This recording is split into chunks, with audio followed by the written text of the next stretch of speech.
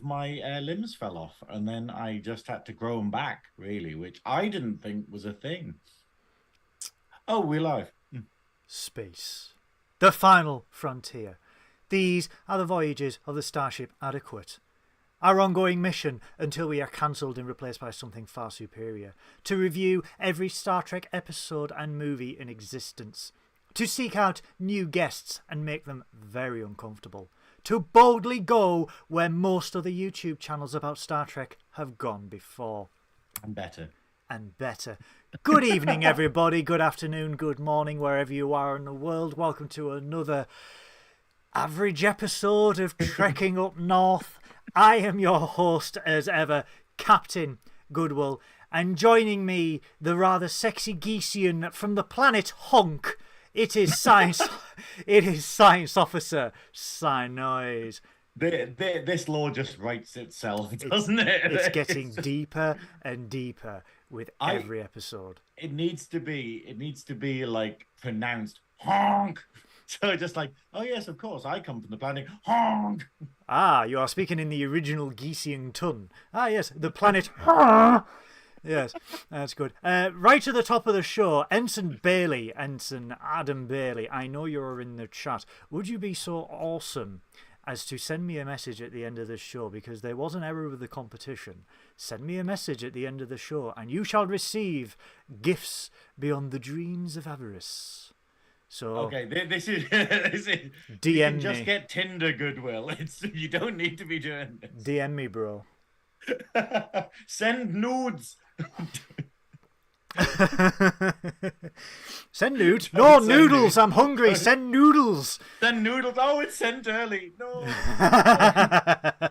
That old excuse. But yeah, Adam. How are you doing? You having a good week? Awful. But yes. No, it's been much like my love life, quick and painless. It's been quick. It's been a long, it's been an alright week. Good session of gaming on Gaming Up North on Twitch on Tuesday, where apparently I discovered that the nuns enjoy Sonic fan fiction. Oh no. No. Where Sonic the Hedgehog falls in love and gets married with Princess Peach. Okay, those are going to be some interesting offspring. It's wholesome. Is it? Hold on. Is it wholesome? Is it wholesome or is it? It is wholesome. It was okay, deceivingly wholesome. I thought it was going to get seedy, but then it turned out it was actually rather wholesome. This is all in between playing Uncharted 2, so I'm like, bang, bang, bang, bang, bang, bang, bang. Chapter 4, Sonic and Peach, and so it was fairly unhinged, as I would describe it. But no, it was a good week. How has your week been? My week's been really good. Yeah, it's been quite quiet. I got to see some people last night. I was at a wonderful charity event. I know it was one of these ones where I felt a bit guilty because it's for one of the contestants, one of the finalists for Mr. Gay Great Britain, that we will be going to the final for at Annick Gardens on the 26th of August. Saturday, the 26th Is that with our lovely Sean Ferrick? It is. Sean Ferrick's going to be there. He's so mixing we'll with the hang out. stars. Yeah, that's it. So it should be fun. But he one of the finalists there was doing his basical what? Basical? I'm just making up words today. A basic bicycle. Basical. You basic bike. You know, like. Yeah. Well, anyway, so I was there. Peddling bitch. Anyway. No, so he was doing his charity night last night at Bobby's in Newcastle, and he'd asked me to perform, and I was like, it's a Thursday, it's going to be fiddly and stuff, and I'm a bit tired at the minute and whatnot. But luckily, there were 20 other performers, so I think he just asked everyone. And to be fair, though, as we know, that's how you do stuff. There were 20 amazing performers there, like some of the best queens in the Northeast, just performing at this wonderful charity night. And it was really good, but I had to leave early because of last Metro, because I had work today. So yeah, but it was good, and hopefully I haven't checked in with him for how much money was raised, but fingers crossed it was a lot. Damn you, day jobs that pay our bills for toys and dead-eyed pops. things. Damn you! It is really annoying though, because the last metro, basically, I missed the last metro to where I go, and I just got the one that goes to Sunderland. And then Oh, Sunderland no. Station is closed at the minute because of the rain. So despite the fact that they're improving it, it's still bust because of the rain. So that's great. They close the train station because it gets wet. Yeah. Is it a tennis field? A tennis I think court? there's some Tennis kind of field. leak or something where basically it must get into the electrics, or I don't know, something goes wrong whenever it rains with Sunderland Station. So it basically dropped. The last stop was like St. Peter's, so there was like a 40-minute walk to my house, and I was like, it's Oh, already midnight. God! Yeah, so I was just like, oh great, and then I work in like 7 hours. Brilliant. You've had an interesting week. Well, you were like, are you going to be Twitch streaming after this? And I'm like, I will be, but I really don't feel like it. And then it's Pride weekend tomorrow. Yeah. So it's basically going to be a weekend of drinking and horrible hangovers. Join us after the podcast for Nodding Off with Synoiz live on Twitch. Because when Synoiz ends, yeah, when Synoiz ends his stream, that's when you know you have to drop curtains and go to bed. Because he's like, go to bed. Go to bed. Yeah, one other tiny bit of news. Our friends at the Clone Star podcast, which is Mike Overton, Seals, and Sean Ferrick's gaff. The deliciously lickable Sean. Yes. He tastes like a drumstick. Oh, Sean, are you a drumstick? Don't clip that. I'm apparently going to be a guest on their show.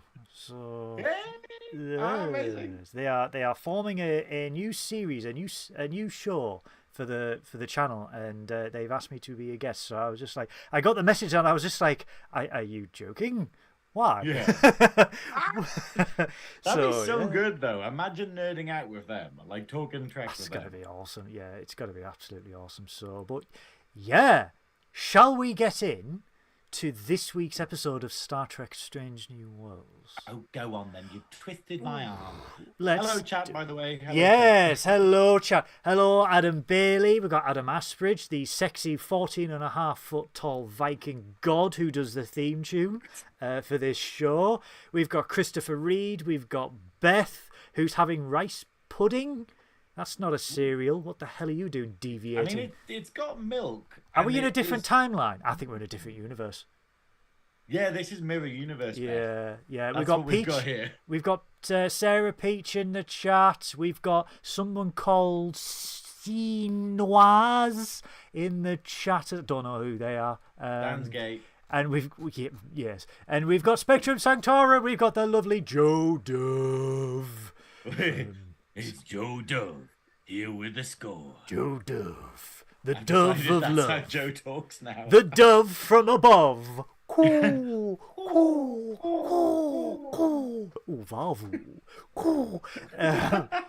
Joe sat there going, what?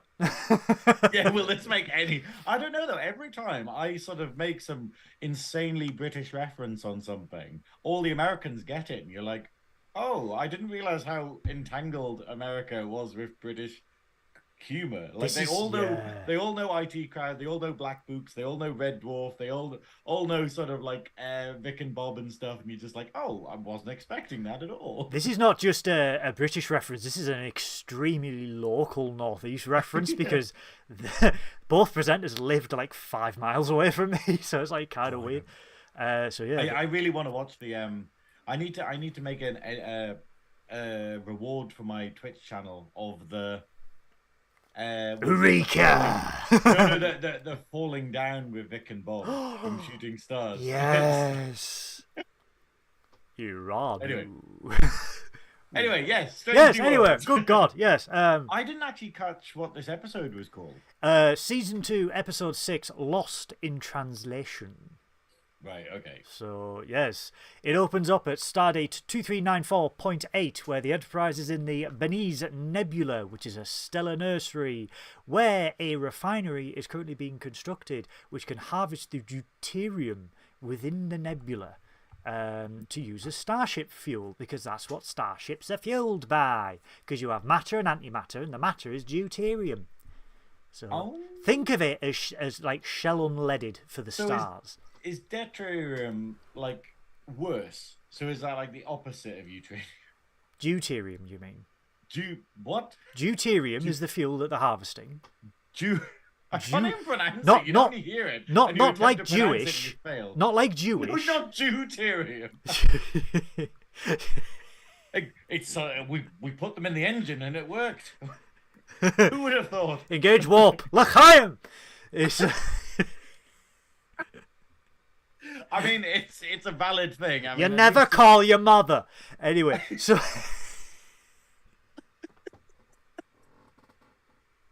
I mean, yeah, it's a valid mode of transport. I think, I think to be fair though, as we find out in this episode, like maybe we do need to start looking for alternatives for What is it, deuterium? With a D. Yeah. Dew, as in a mountain dew. Terium. No, it just sounds like deuterium. Okay. Okay, say deuterium. Deuterium. There you go. Yes, we're doing it. We're cracking on. Yes. Okay. We are the most professional podcast happening now for Star Trek. Possibly. I can't even confidently say that. But... We've harvested the power of Judaism.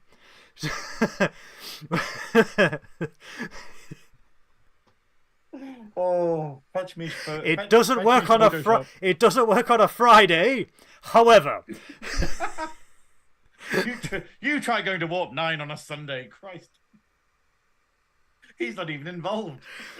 The ramp scoops have been trimmed, but never mind about that. Okay, anyone who has an AI art maker, maybe it's time to type this in. Okay.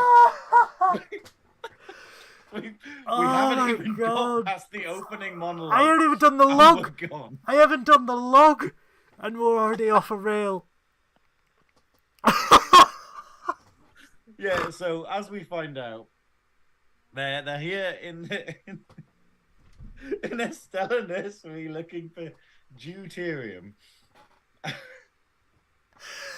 And the great thing about this beginning bit is that basically we learn that it's in a horror episode. And have we had a horror episode yet? We had in season 1, but not in season. Yeah, not in season 2, because obviously was the last one we had the one with her working with Henna. Yes, it was. It was the Gorn episode on the crash ship. Oh my god. Oh, right. Yeah, well, I'm the one trying to get things back on track. Good God, this is the mirror universe. Yeah, this is a Uhura episode, which again this season is sort of focusing on the with our F. Sorry, Adam. F. This is a Uhura.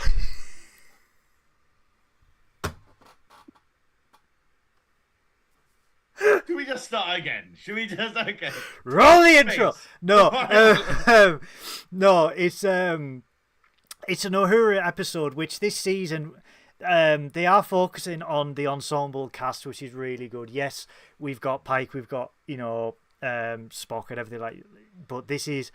We've had Nurse Chapel, we've had Una, we've had Ortegas to a lesser degree, but this is an Uhura episode. So it opens up with Uhura doing a personal log saying that they're in this nebula to harvest the fuel and they're trying to get a refinery online. First mention of Chief Kyle, by the way, this season, which now I don't know what happened behind the scenes, but apparently he left to work on a show called Vampire Academy. But I heard, and I don't know if it's true or anything like that, I heard he was really nasty. Weird school, Vampire Academy. Yeah, it's a night school. But what are the classes going to be like? Is it going to say in the actual thing? Graeme, like... they're going to suck. Oh, wow. Okay, well, I don't want to blow my own horn, because that feeds into the pun, but I might get an A. No! Because I suck. I might get a D. But the... No. Yeah, no. So, yeah, I heard that the actor that played Chief Kyle wasn't very nice. This is the rumour circulating the Did Twitter he punch a kitten? Possibly, or a tribble. He might have kicked a tribble. I don't know. But yeah, so this has been the first mention of Chief Kyle on screen. Pike has been promoted to Fleet Captain, which will play in to a very minor scene later on, and I will explain it, and it will all make sense. Because this will silence the gatekeepers. Damn you, gatekeepers! Damn them! You latchkey kids. So, Pike's been promoted to Fleet Captain.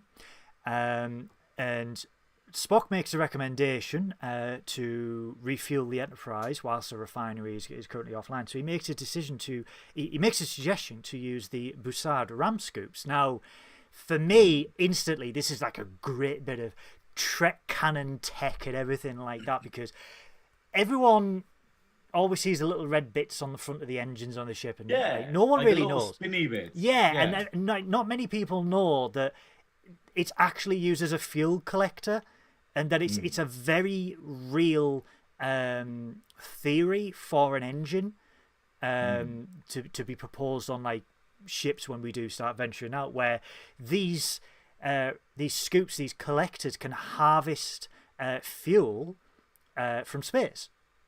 So they can harvest, like, so if they go into a nebula, deuterium's not it's a Trek thing, and they use these to fuel. But basically the saying is, if you run out of one fuel, like a hybrid car where you've got electricity and fuel, it's petrol, a bit like Back to the Future, where basically it feeds on garbage. Yeah, where he literally just puts anything in. And he's like, technically, it's all fuel. So I guess, to be fair, if you just go, hey, you're passing through a gaseous anomaly, there's got to be something that can be used as fuel in here. I think it's a very sound idea. I mean, there's obviously you need crazy filters, but and it's a great, like, it's a very deep technical callback to basically say, yes, this is what, and it sort of like educates a lot of people to like, this is what this bit is for, and it's like, that's what I had, because I always remember every time they go like, oh, it's the Enterprise, and they revamp it and they do that and stuff, it's always got those bits on, and they're the bits where I'm like, that is what defines the original series ship for me, because it's not in Next Gen, it kind of loses it.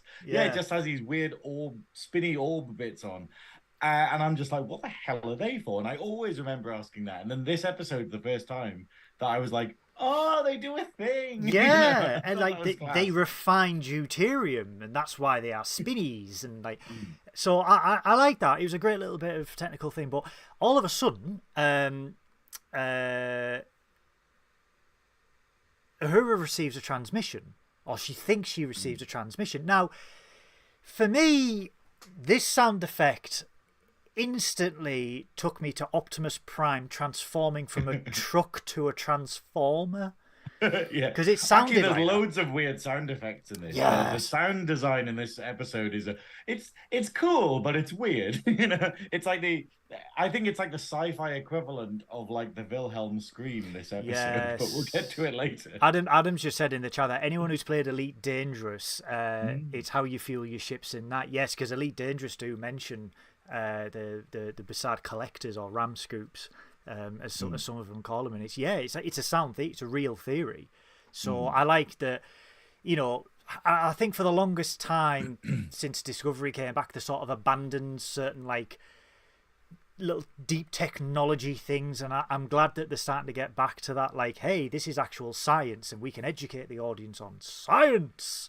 So I like that. So it's kind of like Disney being like, okay, that bit of the wider Star Wars canon is allowed now, and they kind of slowly bring stuff in, and they're like, okay, maybe this happened. We'll get to canon later on, because hold that thought, put a pin in it.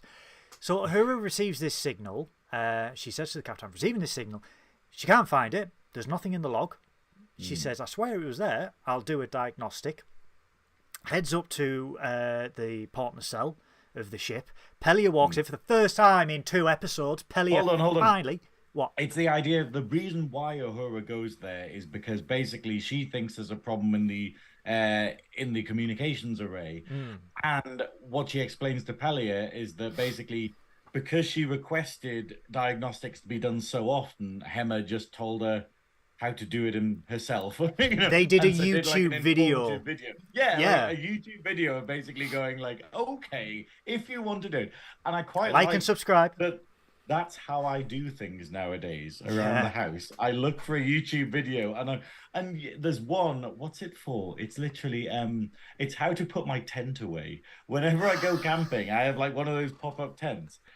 And you would think that it would sink in after like the seventh time of how to put this tent away. But no, I have a playlist specifically for a video that tells me how to put this bloody tent away. And it's just me in a field being like, oh, I should really remember that next time. Anyway, All props to YouTube. I probably would not have been able to restore a car if it wasn't for all the random dads on YouTube going, "Hello, my name's Gary, and this is how you sort the electrical loom in your 2004 Puma." electrical loom. The electrical loom, yes. And I'm just like, thank you, Gary! It's Gary the Ferengi. But it's like, thank you, Gary! So she's watching this tutorial about how to conduct a diagnostic on a communications array which runs through the nacelle. And she, this is the first time we have seen Bruce Horrock back as Hemmer from the first season, the chief engineer from the first season. As she's doing this, Pelia, for the first time in 2 episodes, comes in and goes, "What the hell are you doing in my nacelle?" And I'm just like, oh, yes. Immediately steals the scene. With it, I think that's the thing. But it's good. We're getting a lot of Pelia in this episode, and I was very happy. And she's just the fact that she's this absolute wild card, and this episode kind of goes into it. But I do love the idea of just like where she's talking. Uhura's talking about Hemmer, and she's just like, "Oh, that was the chief engineer before me. Oh, he was so wonderful." No, I'm just saying that because he's dead. Yeah, because she was like, this is one of the best lines ever. She went, Hemmer was one of my best students. Sorry, I just said that because he's dead. He was okay. It's just the most like brutal thing in the whole world, and she's like this throughout the whole episode. Her whole character is that she doesn't have any pretension. She's literally just like, no filter, there you go. Doesn't give a fuck attitude, because she's been around as long as time itself, and it's just like, oh my god, yeah. But she makes a point where she says Uhura hasn't really spoken to her and hasn't really introduced herself. Uhura apologizes, makes her introductions, heads back down, goes to the turbo lift where she hears the noise again, and oh my god, zombie Hemmer is right there. That's it. She's in the turbo lift, and then she turns around, and there's a zombified version of Hemmer. What good makeup! And it's I think this is really great though, because we've had comedy we had a comedy episode last week. We've had like some serious kind of actiony ones, I think, and then this one is pretty much a horror episode. Like it's pretty much. Yeah, it's got a lot of lovely tension in it. It's got a lot of horror elements, like a lot of blood and violence, and you're like, this is kind of awesome that the show can do all of it, like without a beat. Like it doesn't feel out of place in this season. It's so very good. TNG, where they could pivot like that, because we had scary episodes, we had horror episodes, we had comedy episodes, we had exploration, moral episodes, court episodes, and it was like it's brilliant. If you think like in 6 episodes, Strange New Worlds has done essentially all of what Next Generation could do in 26 episodes. And it's like, yes, we can do this in modern day. Here you go. And it's like you had Ad Astra per Aspera with the court scene, and the hijinks last week with charades and stuff like that. And it's like, and then next week, which we'll get into, oh my god. Like we saw with Trek, with Picard season 3, it's just basically Trek written by good Trek writers. Yes. And then you realize, oh god, we can do a lot with that. It's just very, very good. Speaking of, if you want more like this, for God's sake, Paramount, pay your writers and pay your actors fairly. Support SAG-AFTRA and support WGA. Well, this is the discussion we were having the other night, wasn't it? Where we're getting a lot of media things and podcasts where they're basically like they're boycotting this, and they're not talking about like the new Trek and stuff coming out during the writers' strike. In what's it called, the solidarity with the strikers. I mean, obviously we were like, oh, should we do that? But I think our stance on it was like, we need to celebrate the writers in these episodes, like rather than boycotting them. So we're still going to talk about them. We're still going to give Strange New Worlds its due because it's so fantastic. And it's the idea of this is why you should be paying writers properly, because you get shows like this, Don't, like series yeah, as well written as this. Don't, you know, don't cancel your subscriptions. Don't not watch something because the studios and the executives will use that as ammunition to these actors, to these writers, because in the extreme they can say, well, the ratings have gone down, so you obviously weren't as good as you thought you were. Never underestimate the short-sightedness of marketing divisions, where they're going to look at the stats and be like, oh, there was a dip during Strange New World season 2. Oh, people must not want it anymore. And you're like, no, that was the writer's strike. Yes. Oh, we forgot about that. This has been done before, yes. I think some people have a short memory. This was done during the 07-08 strike. This has been done before. If you stop watching, your intentions are good. No one is saying that your intentions are in the wrong place. They are good, but never underestimate, like Synoiz has just said there, the ability to pivot data to suit their argument. So don't cancel. Watch, celebrate. We will continue to review Star Trek, and on the wider channel review whatever comes up. But we are in full support of SAG-AFTRA and WGA, the Writers Guild of America. Although SAG-AFTRA does sound like a Street Fighter character. It does, and Michelle Hurd is the leader, so you do not want to meet her on a dark night because she will snap you in half. We have seen her in Picard. She will. Beheadings are on a Wednesday. My God, she can do it. So, but it is, no, I think what you're saying is exactly right. It's the fact of, like Strange New Worlds, pay your writers properly, give us more shows like this. 100%. So, back in sickbay, Mbenga is analysing, he's examining Uhura, and he finds that she is hallucinating because she's been exposed to refined deuterium as she's been up in the nacelle. So she's suffering from deuterium poisoning. He also checks that her serotonin levels are down because she's not been sleeping, basically burning the candle at both ends. What has she been doing, by the way? I know it says at the beginning, because we kind of skipped over it, but the beginning scene of the episode is basically her and Pike on the bridge, and then Pike going into a long speech about, like, oh, we're going to get this, she's been we're going to get this station operating and whatnot. And she's been doing all of the work in the background, coordinating this whole effort between like 3 different groups or whatever. And that's why she's knackered, I think. Because he's the fleet captain. Uhura is coordinating said fleet in because the refinery in this nebula is right on what Starfleet are claiming it is on the edge of unexplored space and can be used as the 23rd century equivalent of a gas station, petrol station, for refueling for exploration.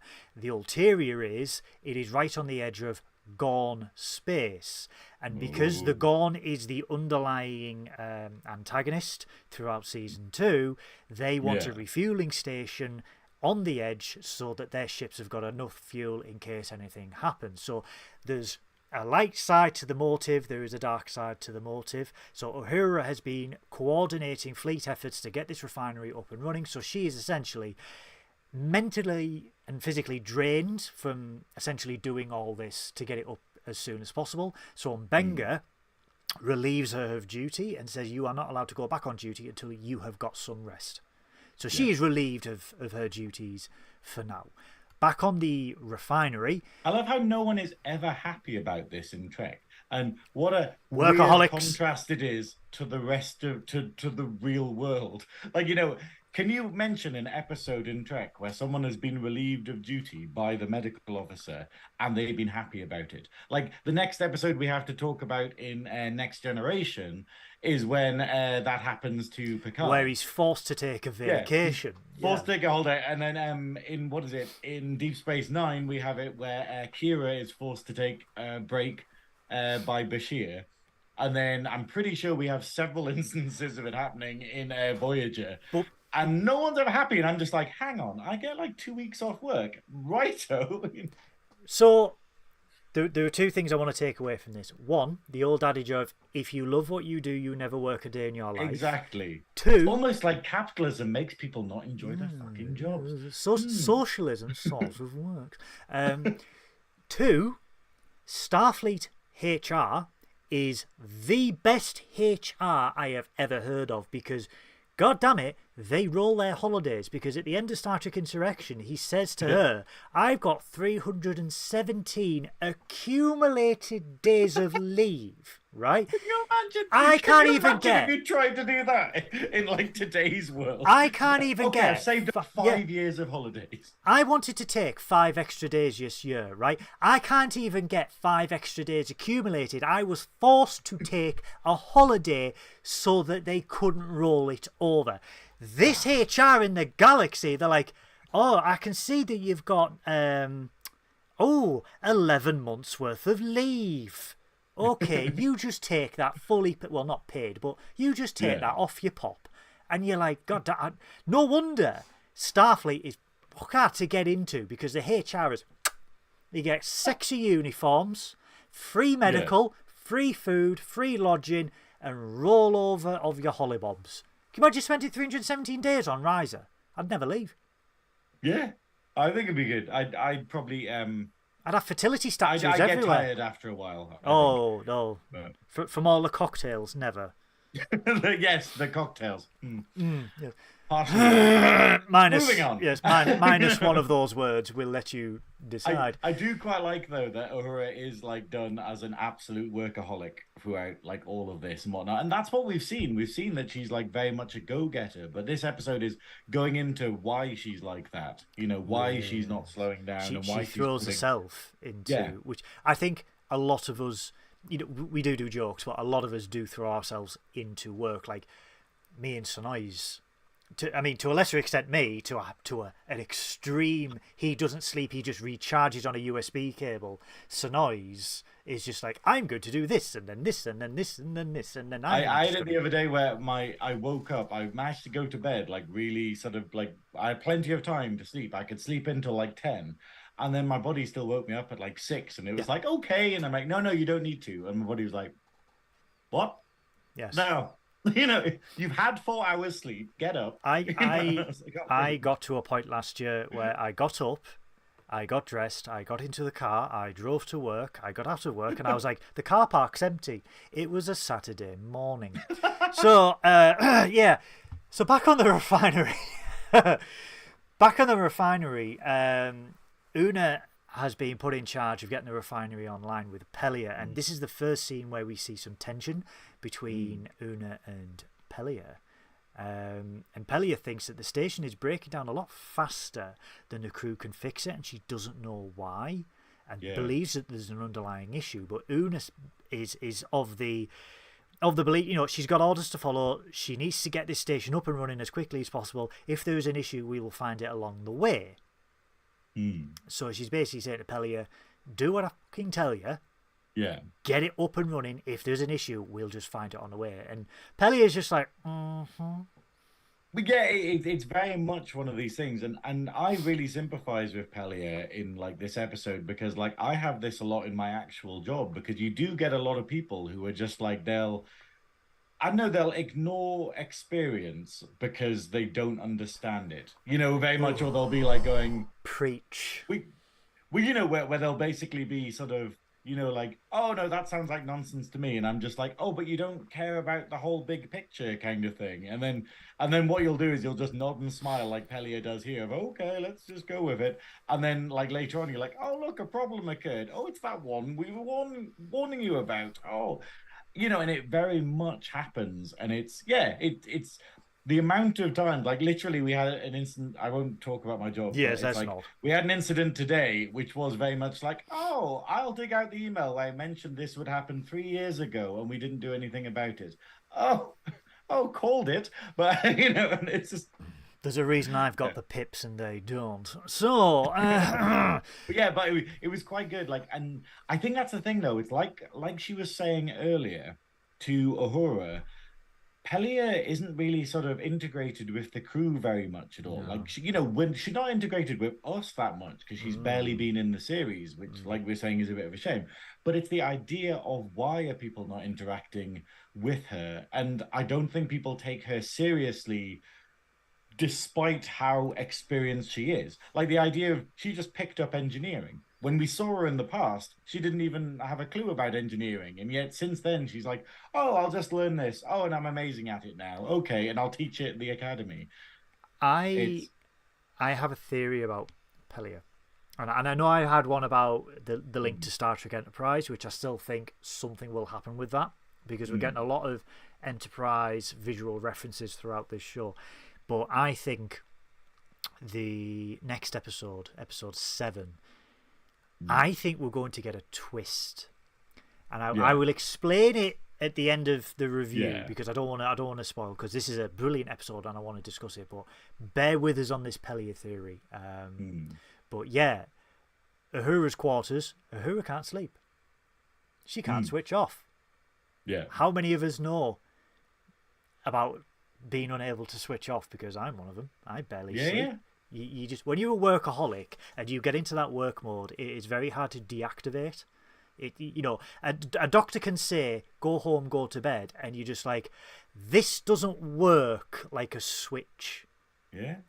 Where at the worst point of my anxiety, like years ago, when I suffered from really bad anxiety, not even sleep meds would work. Like the doctor gave me sleep meds, which were basically sort of like, hey, this will knock you out. And other people were like, oh, they're amazing. I slept for like 10 hours. Like 3 hours, my brain woke me up. Like it actually broke past like actual sort of chemical sort of thing in order to be like, no, you need to worry about this. And it's terrifying. It's genuinely like, until you've done the thing that sets you at ease, or you feel like you've done enough and you can actually switch off. And so it's quite good. And it's the fact of not people who aren't workaholics can't quite understand this. Like, when you get people who they're like, oh, I can just sleep whenever. And it's like, that's nice for you. It's sort of, I've gone from being, I could sleep for 18 hours a day to now, I'm lucky if I get 3 hours of sleep. And the terrifying thing is, with today's modern technology, you can accurately trace your sleep habits. And then you wake up and you think, I had a good night's sleep. And then you look at your watch and it's like, you had 45 minutes of deep sleep, Michael, and that's about it. And you're just like, shit. And you're right, sleep meds just don't work when you get to a certain stage. For all the themes in this episode, one of them is look after your mental health and realise that work is not the be-all and end-all. Your mental health comes first. Your physical health comes first. So if you're in that situation, learn how to take a step back and take care of yourself. Take some you time. That's my advice. I think that's very much it. Adam in the chat is saying the reason why we haven't seen much of Pelia is because Una won't let her near the bridge. Oh God, yes. That's interesting. I didn't know that, but probably. I wonder if that's a bit of beta canon that Adam's covering up, but if it is real, that would explain. Well, as we see later in the episode, there might be a reason for that, because there does seem to be animosity between Pelia and Una. Yeah. So back in Uhura's quarters, she starts to hallucinate. She's in a field and she keeps hearing the Transformers noise, as I will keep calling it, the Optimus Prime noise. Yeah, Autobots. But she looks off. No, it's a goose. So it's like. Oh my God! It's the Geesians. It's a digital goose. It's the Geesians. So she's hallucinating. She's in a field. Out into the distance, she sees smoke whilst hearing this.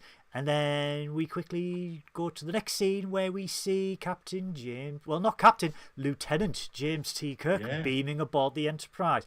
Actual Kirk, real Kirk. I put it in my notes being like, this is finally the first time we're actually seeing Kirk. Real Kirk, in the timeline. Because the previous time we saw him was when Pike was transported into the future. Yeah. And therefore, the things Kirk did, it had no bearing upon this. And the other time we got to see Kirk was when Lan went into the past and had to work with him, and then obviously that timeline got rewritten.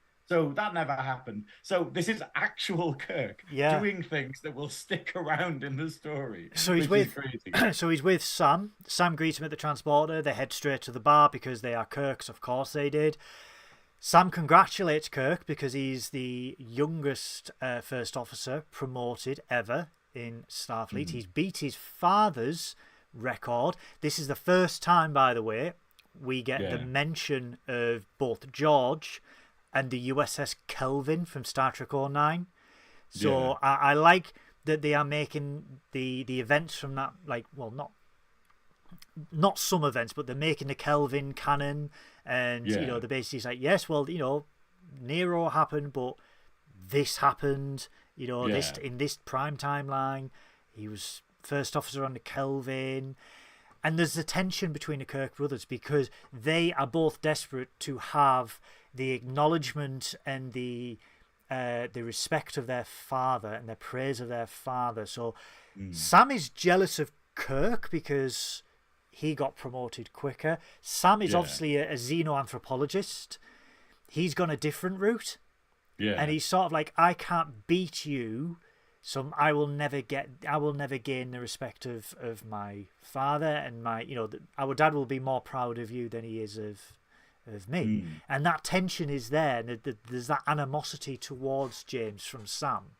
I think it's that thing, because obviously it's that whole thing of, you know, Sam has made a decision to go down the science route and therefore can't get, if he follows his actual dream of doing what he wants to do, he can't actually achieve what his dad wants him to do.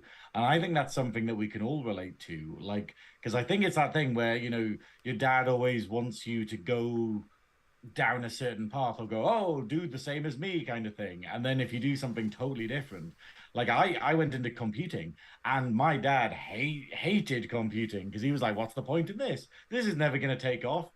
You know, I wonder what my dad wanted me to be. That would be interesting. I wonder what he wanted me to be. Yeah. If it was a trench coat full of weasels, halfway there. A deranged Trekkie on YouTube. I wonder if that's what he wanted me to be. Let's find out. We've got your dad on the line. Oh, God. Father! Father! I wonder as well, speaking of the father, because in Star Trek 09, Spock says to the alternate Kirk that, you know, because he asked if was my father alive, and Spock says, your father was around, you know, your father saw you become captain of the Enterprise. He saw you off as you left on the Enterprise. Again, wouldn't it be awesome? And I know it's never going to happen. Don't get me wrong. I know it's never going to happen. But just think, an aged Chris Hemsworth as George Kirk, and the last episode seeing off James Kirk, Paul Wesley. I think it'd be great. That would be awesome. You know, if they could do that, that would be amazing. I don't think it's too crazy. I think Chris Hemsworth might be up for that. If, you know, like if the stars he was going to come back for Star Trek 4. There was a proposed story for Star Trek 4 where they were going to go back in time, and J.J. Kirk was going to meet his father, George Kirk, back on the Kelvin, and apparently Chris Hemsworth was all for coming back to George, because before he was Thor, guys, he had not, I wouldn't say big break, but he had a fairly large break in Star Trek. Break. Yeah, in Star Trek 09.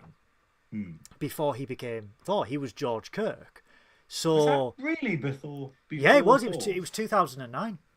You had Iron Man in 2007. I have no concept of time anymore. You had Iron Man in 2007, and then whatever, and then I think Thor was 2010, 2011, and then obviously the Avengers in 2012. So yeah, he was a Kirk before he was Thor, and it's crazy to think about that. But I think that would be awesome to see that. But yeah, there is that tension between George and George and James. I think it's really good, and you know, I will say though, I'm still annoyed at how they've used Sam. Like, he's very underused. It's a bit awkward because he is so attractive. He is literally like with the mustache. Not even the rain this week has made me moister than him. It's the fact of like and he's just not in the show. Like the whole point of this character is to have an excuse for Kirk to be here in a kind of way, and like, oh well. And it feels a bit crappy that like literally we are in the middle, we're past the middle of season 2 of this show, and we just found out what his job is. That's I didn't know that he was like xenobiology, until this, and I'm just like going, it's a kind of underused character. But then, so what we have learnt, guys, in this brief section is that you could probably drown a small animal in Synoiz's pants right now. And it is the mustache. He is very because this is the second time in season 2 he's made an appearance, because the first one was obviously "Don't test me, Kirk, I will." It feels like we've seen more of Pellier than Sam. And however, to be fair though, he has been in more memes in the last week than anyone else in Strange New Worlds. Because I have seen him in so many goddamn memes with Spock.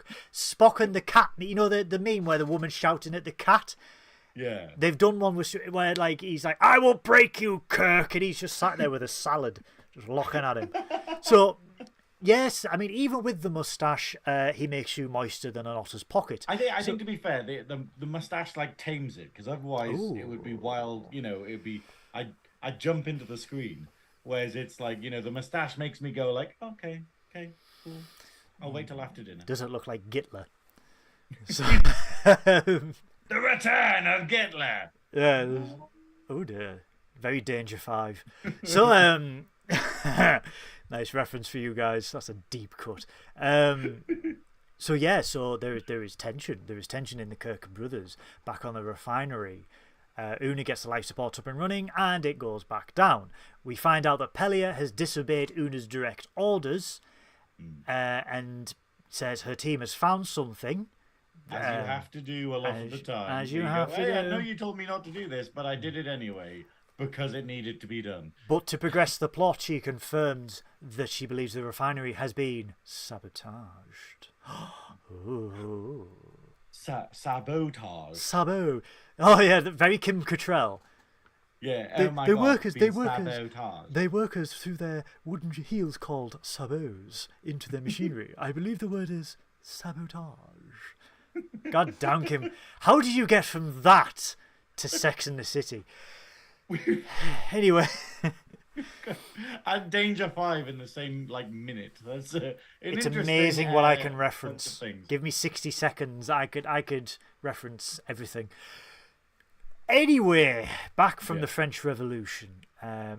We are back in the bar where we see Chapel and Spock playing chess.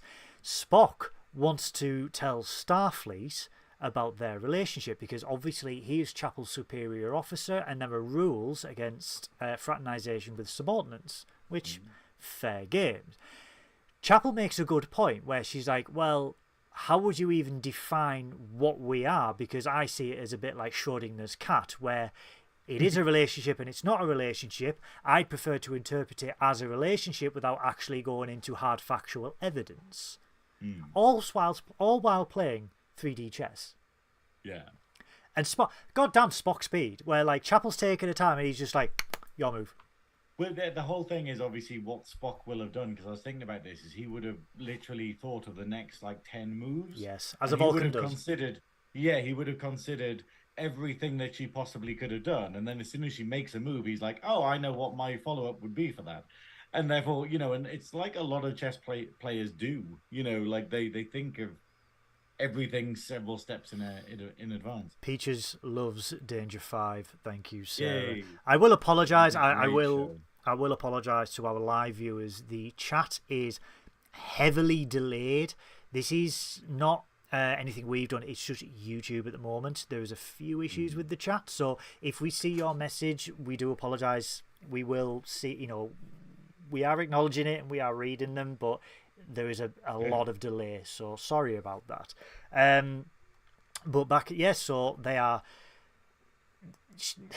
She's basically saying, don't tell Starfleet until we actually know where this is going, because obviously, from a military standpoint, and from obviously to a lesser extent, in some workplaces, it is frowned upon to fraternize with your work colleagues, with your subordinates, and it can have career affecting ramifications as well. So she's like, well, let's not wreck it. Let's not wreck anything until we know ourselves, and then we will go. This is the equivalent, though, of like, you start dating someone, and after a week, they're just like, I want to change my Facebook status, or let's get engaged, and you're like, it's been a week. I want a baby. This is like, you can tell that Spock is like one of those intense people here, where he's just like, let's move in and get a dog, and you're like, it's been a day. Yeah, he's playing 3D chess with a dynamite gal on Facebook. He's just like, no. So yeah, with the love of my life. That's what it would have been. It's like, oh, cringe. Life partner. Oh. No. To interrupt the cringiness, Uhura comes in and explains that she believes that the deuterium...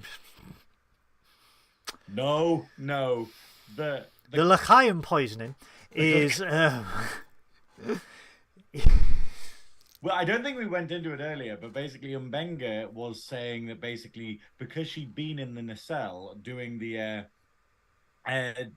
what was she doing? She was doing the... She was doing a diagnostic on a communications array.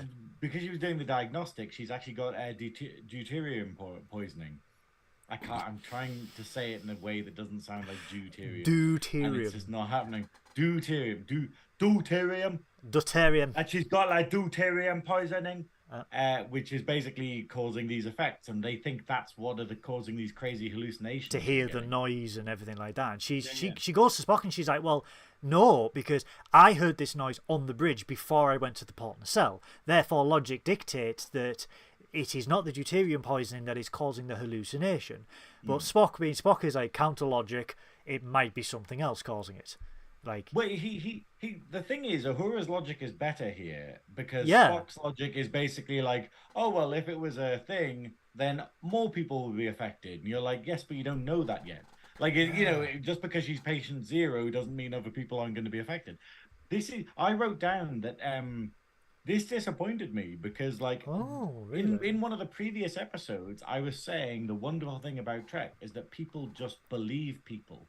So when people come out and they say, hey, I've got this problem, only I'm experiencing it, the crew tend to get behind them and go like, oh, let's research this, let's do this. And we've seen this in Strange New Worlds, and yet in this episode, they are strangely like, oh no, you're just going crazy. But there is a counter to this, though, in this scene. There is a counter later on. There is a counter. At the end of the episode, we have the total opposite thing happening, which I think is straight after this bit as well, we do get it. Yeah, because... What do we get? Well, I mean, I absolutely agree with that, because Spock is obviously down there, and Uhura does come back and say, logic dictates that the simplest, the simplest answer is often the right one. Occam's razor. Occam's razor, yeah. So... She walks away, goes to the bar. Kirk is still sat in there, nursing his whiskey. She believes he's hitting on her when he's just like, hi, I'm James. He is hitting on her. Oh, of course he is. He's Kirk. But he's hitting on the whiskey. Basically, she sits down at the bar, orders a Saurian brandy, which I'm really glad still exists. Like, because obviously we're very used to it later on, but the fact is that they have it this early on.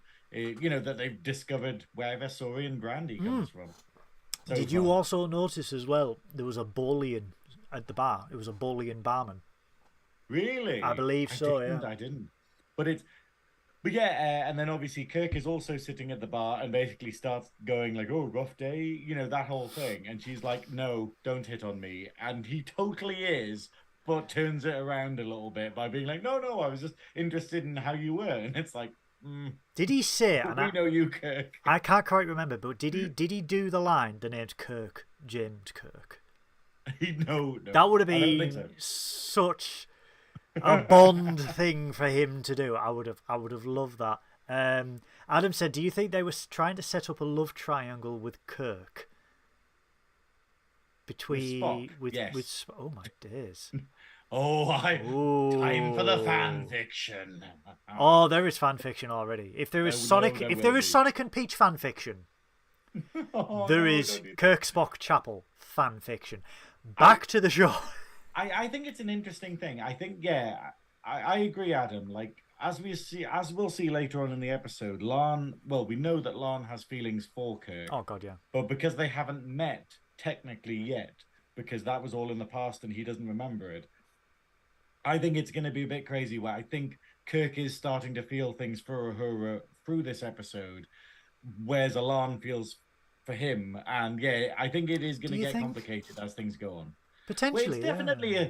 I think it's the idea of, I think it's valid for them to go down that route, but then I think, isn't it doing the same ground as, you know, T'Pring and Spock and Chapel. Chapel? You don't You need know, another it's love that whole, triangle. Yeah. yeah, it's that whole thing of going, oh, really, another one? But A love it'll be trapezoid. totally valid. A love trapezoid. I love Square. Yeah, a love square. So she leaves the bar.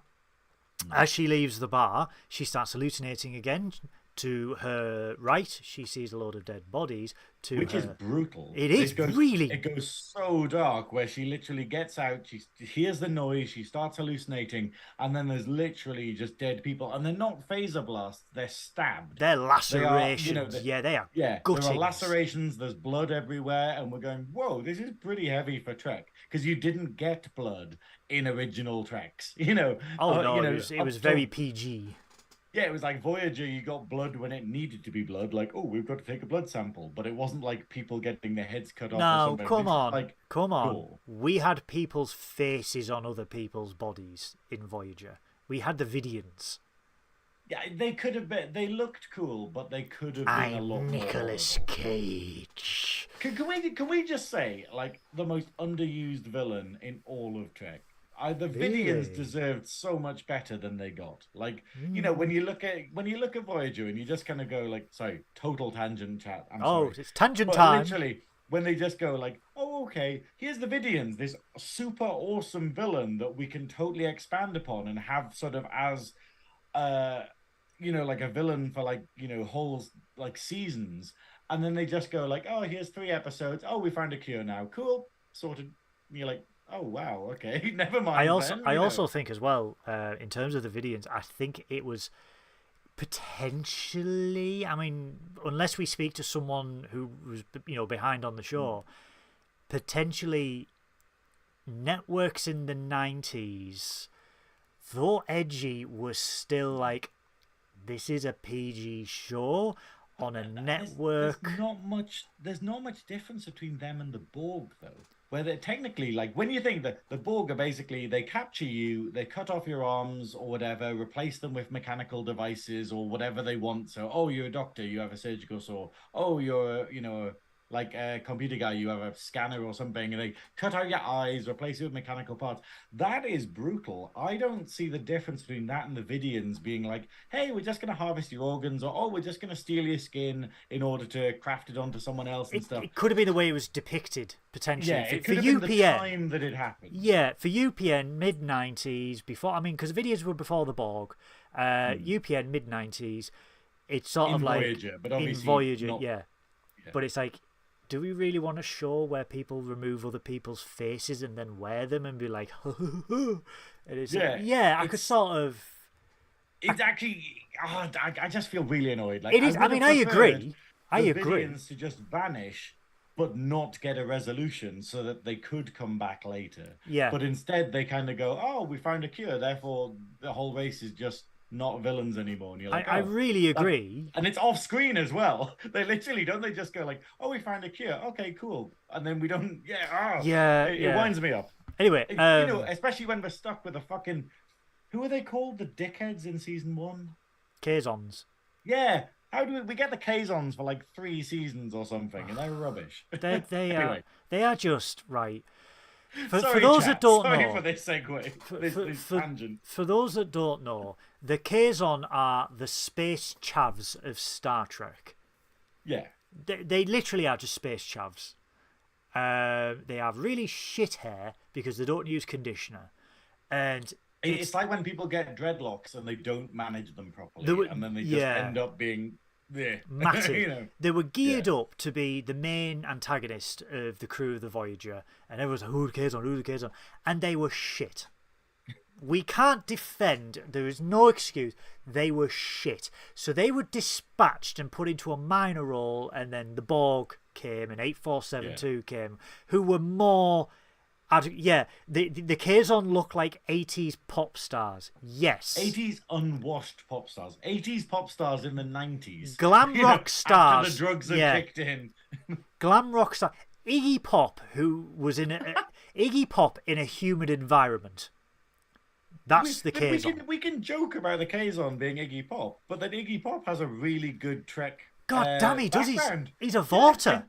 Yeah, it's this idea of just be like, damn it, Iggy, we can't even take the piss because Iggy Pop was great in Star Trek, you know. God damn it, yeah. They had really shit that afterwards, episode. Okay, oh, that was sorry, amazing. Sarah. Yeah, sorry. Peach, if you're here, her and her husband are working their way through all of spoilers.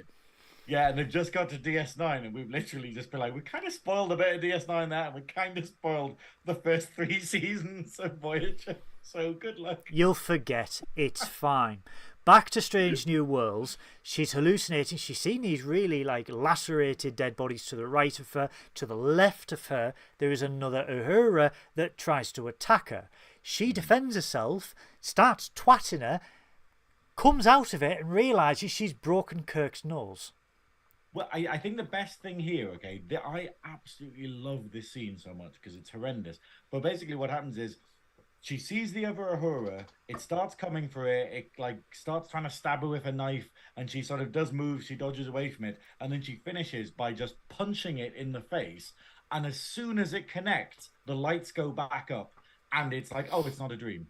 You know, oh, the dream has ended. And it's done so well where the lights just go bang on as soon as it connects, and then it basically cuts away, it pans out, and it's Kirk on the ground. I wasn't hitting on you.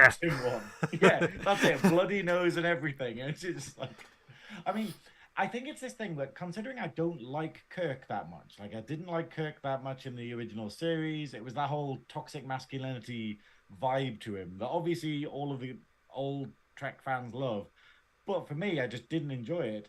And I was annoyed that basically they've made Kirk into a kind of comedy character in this one, but it works. I feel like I'm liking Kirk now. Once I've let go of but it's not William Shatner Kirk. Now that I've kind of let go of that a bit, I'm a bit kind of I quite like this Kirk. He's not Kirk, but this character is, But here is... I'm learning how to enjoy him, But here is what you were saying earlier about people not believing her, because they go back to the quarter, go back to Uhura's quarters. She fixes his nose, and she explains what's going on. Kirk believes her, because he's like, well, I've had deuterium poisoning. I've had hallucinations and stuff like that, and but he sort of sees her side to it, where it's like, well, it happened before. I went into the nacelle. I'm hearing these. They're getting stronger and stronger. Surely they should be getting weaker. So he says, well, let my doctor on the Farragut, who is, he's the first officer on, let my doctor on the Farragut give you a second opinion. And he's like, don't go anywhere. Don't punch superior officers. I will be right back. But it's brilliant because, earlier on, she went to Spock. Spock is like, logic, logic, logic. Kirk's like, I believe you. Now, he did this... The alternate Kirk did this when La'an went through to the alternate timeline. He believed her, all right, to a lesser extent, but he believed her.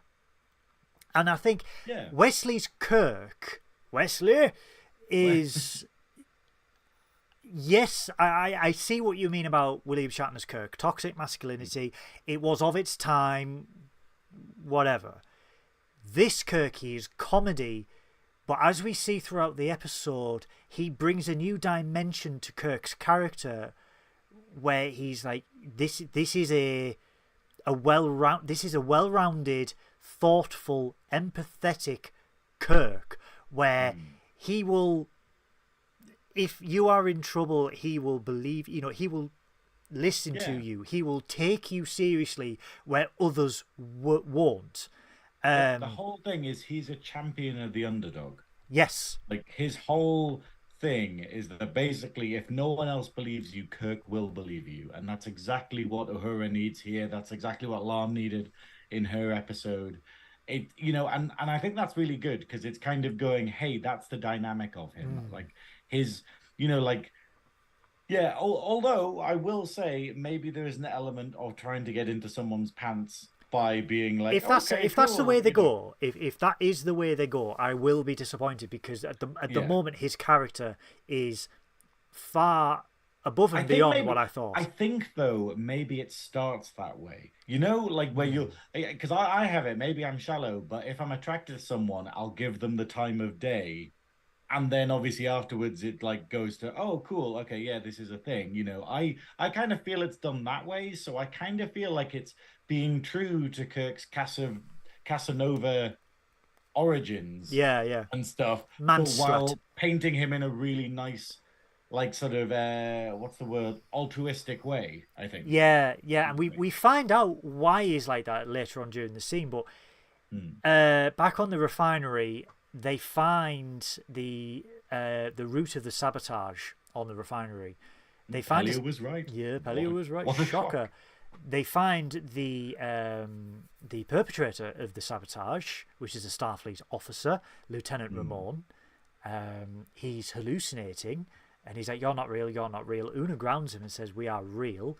Beams him over to the places him under arrest and beams him over to sickbay on the Enterprise. Before this, I really like how well they've done this. I really like how, because the tension in this scene, I genuinely felt like he was going to jump up and stab Una. Like it was like a bomb diffusing scene where like Una was kind of going, okay, we are real, and it was done really nicely. But she does it in a way where it's not aggressive. Yeah, where it's not aggressive. She like puts her hand on his shoulder, and he's like, it's like he sees the actual world, and he's like, "Are you real?"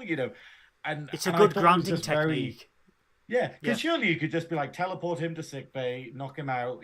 Like you could really heavy-handedly do it, but Una deals with it really well. Yeah. Back in Uhura's quarters, she hears a red alert, runs to the bridge, sits there, Pike's, "We're under attack by an enemy." As he's talking, the bridge view screen cracks, blows out, and everyone gets sucked into space. Except for Uhura. But this is the reason why you should not have a glass front on your bridge. This is why, although in Nemesis they did fuck up the wall. Anyway, she comes out of it. Yeah, but how good is this, though, that it's like she's literally how authentic the hallucinations are, where she genuinely thinks it's happening. She runs all the way to the bridge, and then basically this happens, and we see sort of Pike and Spock being sucked out, obviously CG, but being sucked out to space. But then the brilliant thing is basically like it just shows her sitting in a seat watching all of this, and then it just snaps back to Pike being like, "Aren't you meant to be off on medical leave?" And she's like, "What?" Oh, and you're like, this is getting serious, because like that was one hell of a hallucination that you managed to walk across the entire ship while in it. That's get to the bridge. But as she takes him to the ready room, we get a scene. This is the first scene where Pike meets Kirk, because Kirk comes back from the Farragut. Now, we keep forgetting all these characters have never met Kirk, even though they have in earlier episodes. Now, gatekeepers and some hardcore Trekkies have fairly said in the original series, Kirk says he never met Captain Pike. Okay. In this scene, we see Pike meeting Kirk, right? Yeah. And everyone's like, they've brought cannon. They've shot cannon. They've crapped it all out. And I'm like, right. However, in the Menagerie, Part 1, Captain Kirk says, "I met Captain Pike when he was promoted to Fleet Captain." They promoted Captain Pike temporarily at the beginning of this episode to Fleet Captain. This is a genius way to circumnavigate the canon, because they've gone back and they've said, yeah, this is what Kirk said. How do we get around it? Well, we're doing this. Let's promote him to fleet captain because he is in charge of a fleet temporarily. Yeah. Doesn't break canon. Does not break canon. Well done to the writers. Pay your fucking writers, because only these people could get around these continuity bollocks that we see on screen. To do that, to promote him to fleet captain, just to justify two people meeting on screen. Yeah, no, it's incredibly well done. And it's this idea of like, this is why with big franchises, you need lore masters, where you need the people who literally go, I know all of the things, and then you reference them. Like, I know that like Games Workshop, when Games Workshop used to do good products, you know, so before Age of Sigmar, they had like lore masters who were basically the people who I'm trying to skirt over it. You salty bitch. The people who knew everything. Yeah. Like, where they just went, hey, can this happen? Can this happen? How does this work? Like, could this character ever meet this character? And they would just be like, no. Like, you know, or no, this or yes, is, yeah. or maybe in this. And it's how important it is, because it's, and this is why you need to respect the fan base. This is why a lot of the time the person doing stuff needs to be a fan, like Terry Metalis, because he just goes, he does a lot of their work for them. Yeah. You know, and you can bet that if it was like a crap writer, he'd probably get it and then be like, hang on, this can't happen, you know. And it's the fact that you can bend canon and you can slightly adjust it to suit modern audiences, modern aesthetics, or everything like that. But when it's like, it's when something is important, or when something is like hard based in fact, you can think of genius ways, and it's only those dedicated fans that can say, well, you can do it by technically doing this or technically doing that. And this was, I know it's such a minor fucking thing that we are talking about, but honestly, guys, never underestimate the unbelievable tenacity of a Trekkie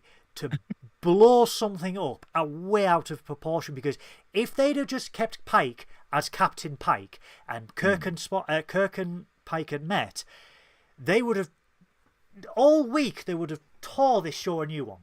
They would have tore this show. By just doing this minor little change to his rank, they'd be like, there you go, justified. Yeah. Well done. Absolutely well done. But they do meet. Kirk's come back with the medical findings. And he says, hey, you've got this guy who you arrested, Lieutenant Ramon, on the refinery. We got a call about him a few days ago where he was hallucinating, his friends were worried, and he was hearing things that aren't there. Ring any bells, Uhura? Yeah, which basically like vindicates like Uhura, which is great, you know, that you know, Kirk has been there for her. Yeah, they go back to sickbay. They are trying to talk this to this lieutenant, and Omega's like, well, good luck, because his speech and language centers are completely fried. They are severely damaged. As they are talking, Ramon hears the noises, and Uhura knows that he is hearing the noises. He cuts Umbenga with a scalpel and does a runner out of sickbay. And Pike, being Pike, he's just like, security! Because, you know, the fleet captain goes after the dangerous criminal with a sharp instrument, as you do. Kirk and Uhura... I do like, though, as soon as Ramon leaves, the security officer takes a shot at him with a phaser. I assume it's a phaser. But it makes a sound like a blaster from Star Wars. It was a blaster noise from Lucasfilm. Yeah. And I was like, what? Like, you know, I was just like, this is the weirdest little crossover thing. Where it was just like, that is literally, that's a unique sound effect for, you know, like Star Wars. And it's in Trek. And that ties in with what we were saying earlier about it's a very Transformers noise. Like, for the sound. Has ILM come back? Like a little nod. ILM must have come back. Yeah, we'll see the Millennium Falcon next week. So they run out. They're on the hunt for Ramon. We see Pike and the security officer first. They find the downed crewman who has got massive laceration on her abdomen. And you're like, she's been stabbed to fuck by Ramon. Yes. Like, this is how deep the hallucinations are, to the point where you almost wonder if Uhura was seeing what she's going to do after these hallucinations after a while, like where we saw all the corpses earlier. And there's a bit of foreshadowing about like going, are you going to go nuts and start killing people, Uhura? Which I think is a nice little sort of, I think that's what she's yeah, worried this is at a this bigger point. thing. Yeah. Yeah. La'an meets Pike, the security officer, at the downed crewman. The security officer waits for medical. La'an and Pike go after Ramon. We see Kirk and Uhura searching. She then feels that the walls are closing in. Great. I love the way that they shot this. It was a great way to depict claustrophobia, and I don't know how they did it. I would love to know how they did. I think it's this. one of these things. I think it might be CG, but it might be just a really clever camera trick. Because what we see like a long distance shot of Uhura in the corridor, but then the corridor gets smaller around her, like closes in on her, but she stays the same. And I don't know if that's some clever camera work, because you know what you can do with like dolly camera zoom, where I forgot what it's called, but it's that thing, where you sort of you induce vertigo because you basically make something stay still. It's literally called the vertigo effect. Oh right, yeah. Okay, there we go. That's the because I remember annoying Paul with it when they did Jaws, because I was like, they pioneered the vertigo effect. Let me tell you about this. Well, I nearly mentioned earlier, I forgot that I got a wonderful note here about the juxtapose that we get earlier, where basically when they find Ramon, when Una finds Ramon, like cowering in a corner, like sitting in a particular position, like sort of raving to himself, and then it does that whole scene. They teleport him over to the Enterprise, and then we see it goes into that exact same shot of Uhura sitting on the sofa in the exact same seating position. And it's like a juxtapose of basically going, hey, what's happening to him is going to happen to her. And it was a wonderful little bit of cinematography. It's a good little foreshadowing, isn't it, as well? Yeah, that's it. And it kind of just goes, hey, cool, that's the later stage of her. Yeah. So she's feeling that the walls are closing in. Kirk, like Una, grounds her. She makes a decision to go back to sickbay on her own whilst Kirk hunts for Ramon. Pike and Kirk and La'an meet, and I love the fact that La'an goes, "Hello, James," or just James. This is so awkward. It's a beautiful, wonderful, wonderful scene, because I love La'an. Like, I think she's such a fantastic character. And it's obviously, for a bit of background, if you guys haven't watched the episode yet, it's the fact of they had an episode together where they went back in time together. Yeah.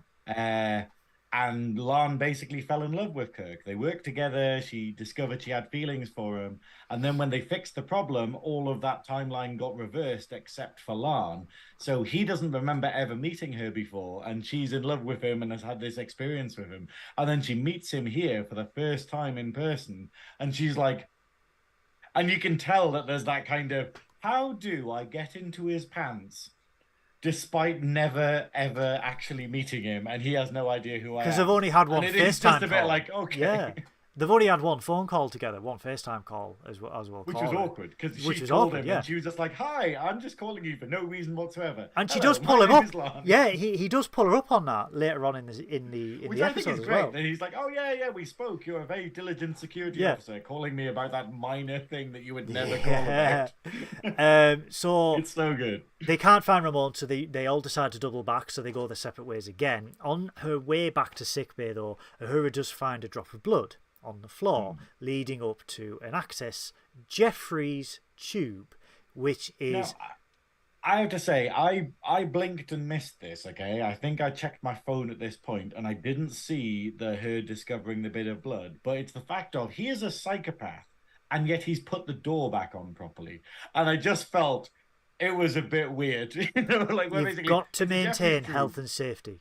I know that, but like, OSA we described this bitch. guy as an absolute nutter, and then Uhura's just like, "Oh, I'll carefully take off this door," and you're like, "Hang on, he put that back." He took the door hatch off, then put it back on behind him, and then go back to being like, "Ooh." Great little design. Crazy things. Great little design of the Jeffries tube. It's exactly like it was in the original series as well. The Jeffries tube leads up to the port nacelle. My only issue about... Port nacelle is my favourite term in all of Trek. Port nacelle? I know nothing about like mechanics. I know absolutely nothing about sort of ships or anything. I just love the term nacelle. Port It's a nacelle. And real it's a real it engineering literally term.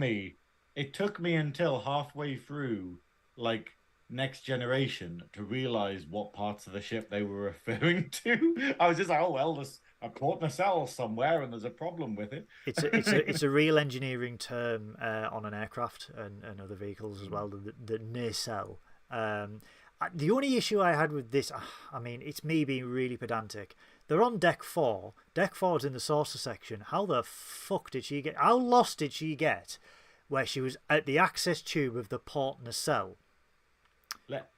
Let's not get into the that, physics of how you get around a ship. Let's not get into it. It's very TOS, the physics. Yeah. Where it's the whole thing where just like, oh no, we've got 5 minutes to get to engineering. And you're like, that's miles. And then they're like, oh, we did it in a minute. And you're like, hang on. Yeah, Adam's just confirmed there the inside of a wind turbine is also a nacelle as well. Is it? Yes. Oh, it's like, yes.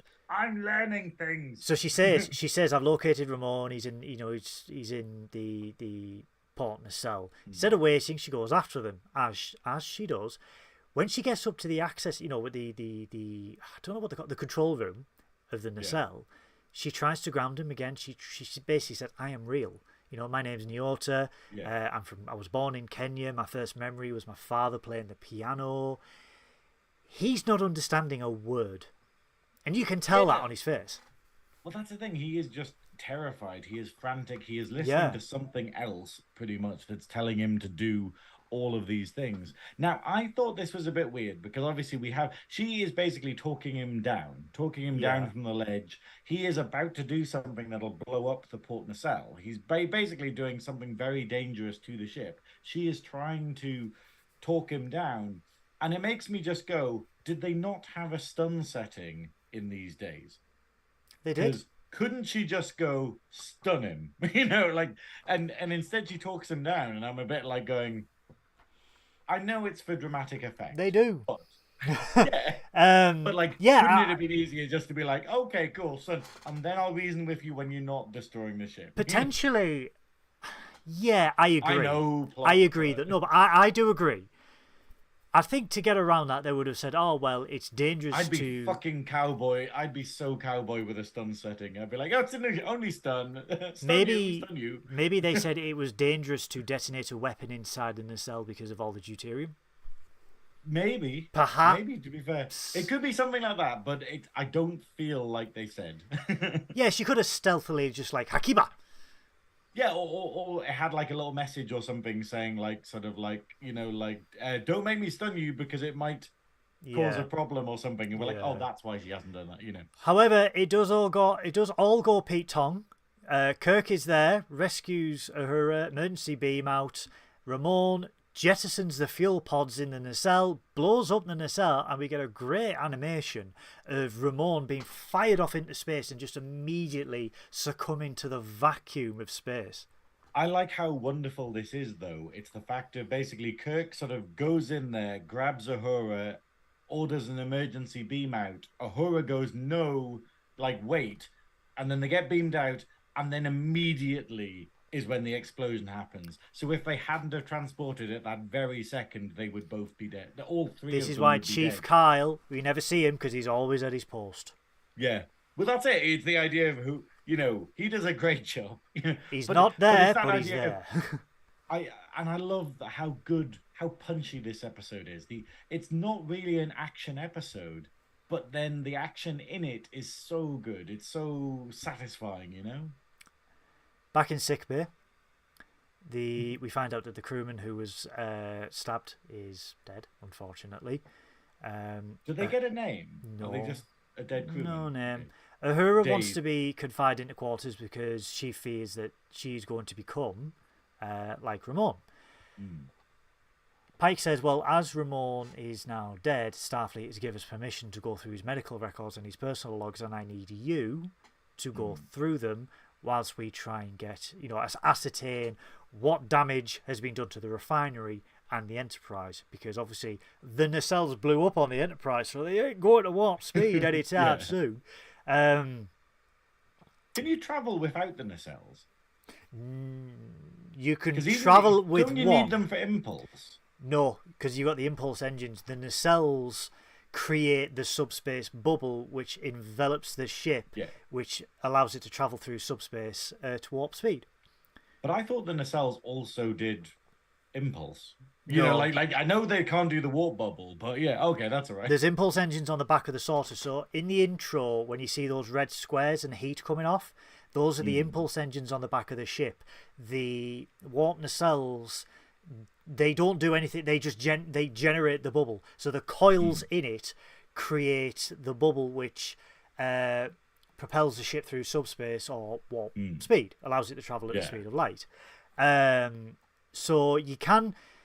We found out in Star Trek you can travel at warp with one nacelle, but it obviously not as fast. Because obviously they are crippled. Adam Bailey says it's why the saucer section doesn't need them on the D. Why the saucer section doesn't need them on the D? Why on the impulse engines or the warp nacelles? Yeah, because the warp nacelles on the Enterprise D, there is none on the saucer section. So that's why they explain that when they're separate, they can only travel at impulse speeds because there's no warp nacelles. Sorry, I just got really confused for a minute there. My headset tried to rip my head off. I just love that you know all of this knowledge. I can bring in utter nonsense, but you actually know all the Star Trek lore, and I'm like, wait. I have no life. I have no life. That's why on the Prometheus there is an itty bitty tiny little warp nacelle behind the bridge, so that when that's separated, it can still travel at warp. Is that what Adam's saying in the chat about the saucer section? The saucer section of the Enterprise D, when it's separated, the saucer could only travel at impulse speed because it didn't have any warp nacelles. The Star Drive could. So what they were saying is, in case of emergencies, you evacuate everyone to the saucer section, they fly away, and then they're just pissing around at impulse speed. So it's like, get all the women and children on here, maybe they'll starve to death. You know, like maybe it'll take them 5 years to get to a planet. You know?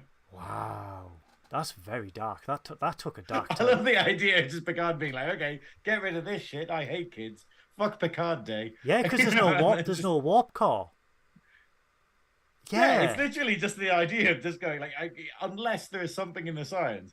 But obviously, it very much kind of says this is a temporary thing. Don't. If one part of the ship gets destroyed, it's just prolonging the inevitable that everyone is fucked. The original Enterprise. Matt Jeffries did design the original Enterprise to separate, and it was proposed in the motion picture that they would separate the ship and everything like that. I think they did it in Star Trek Beyond as well, but it wasn't until the Next Generation where you saw it separate. And again, it's like an emergency procedure because obviously evacuate everyone, because the saucer is a giant lifeboat in an emergency situation. If the warp core is going to explode, get everyone in there, go at sublight so you've got enough distance, because when the Star Drive blows up, obviously it's antimatter. It'll take anything within God knows how many miles radius, how many kilometers radius. The saucer section shall be known as the sitting duck from now on. The sitting D. It really is the sitting D. The sitting. Yeah. Back to the show. Back to the show. Yeah. So outside of sickbay, La'an and Kirk get to meet for the second time, a little bit more informally this time, and she immediately assumes that him and Uhura are sort of like knocking boots.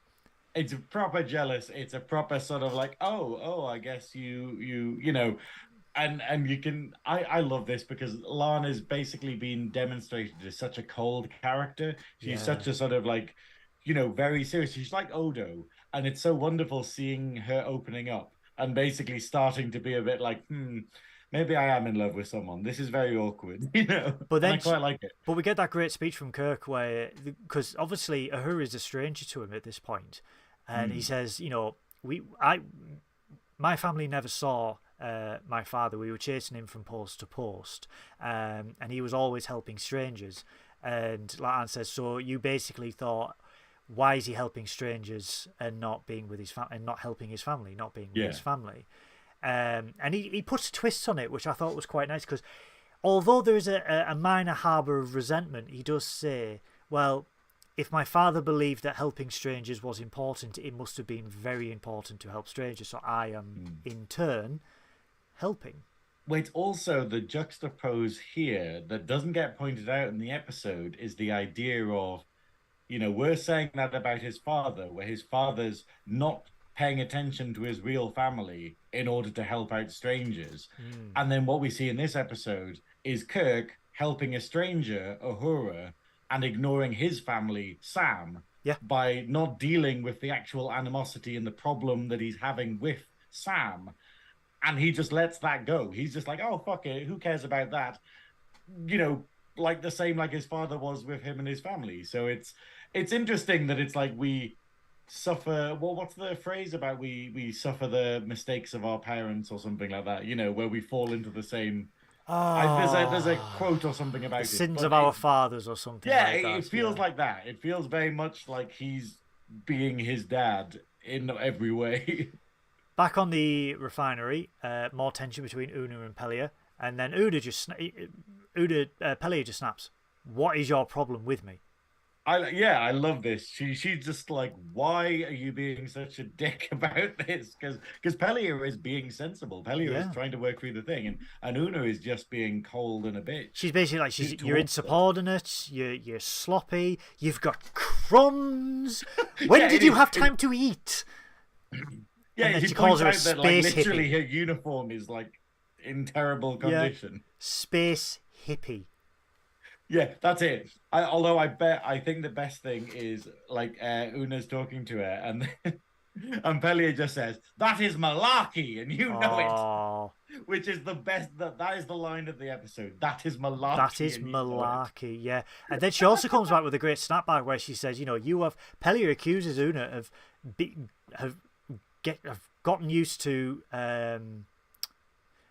being the smartest person in the room. Yeah. And then Una comes back. And I like this because Una snaps back and she goes, you have been in Starfleet since before I was born, yet I outrank you. Yeah. Why is that? Here's the interesting thing, though. What we were saying earlier, okay, now here's my crazy theory. I think maybe Pellier could turn into a villain. Maybe Pellier could be a twist in the series. No. In regards to, she's so mysterious because the way that this encounter ends with her, with like Una being like, well, why do I outrank you? And Pellier's just like,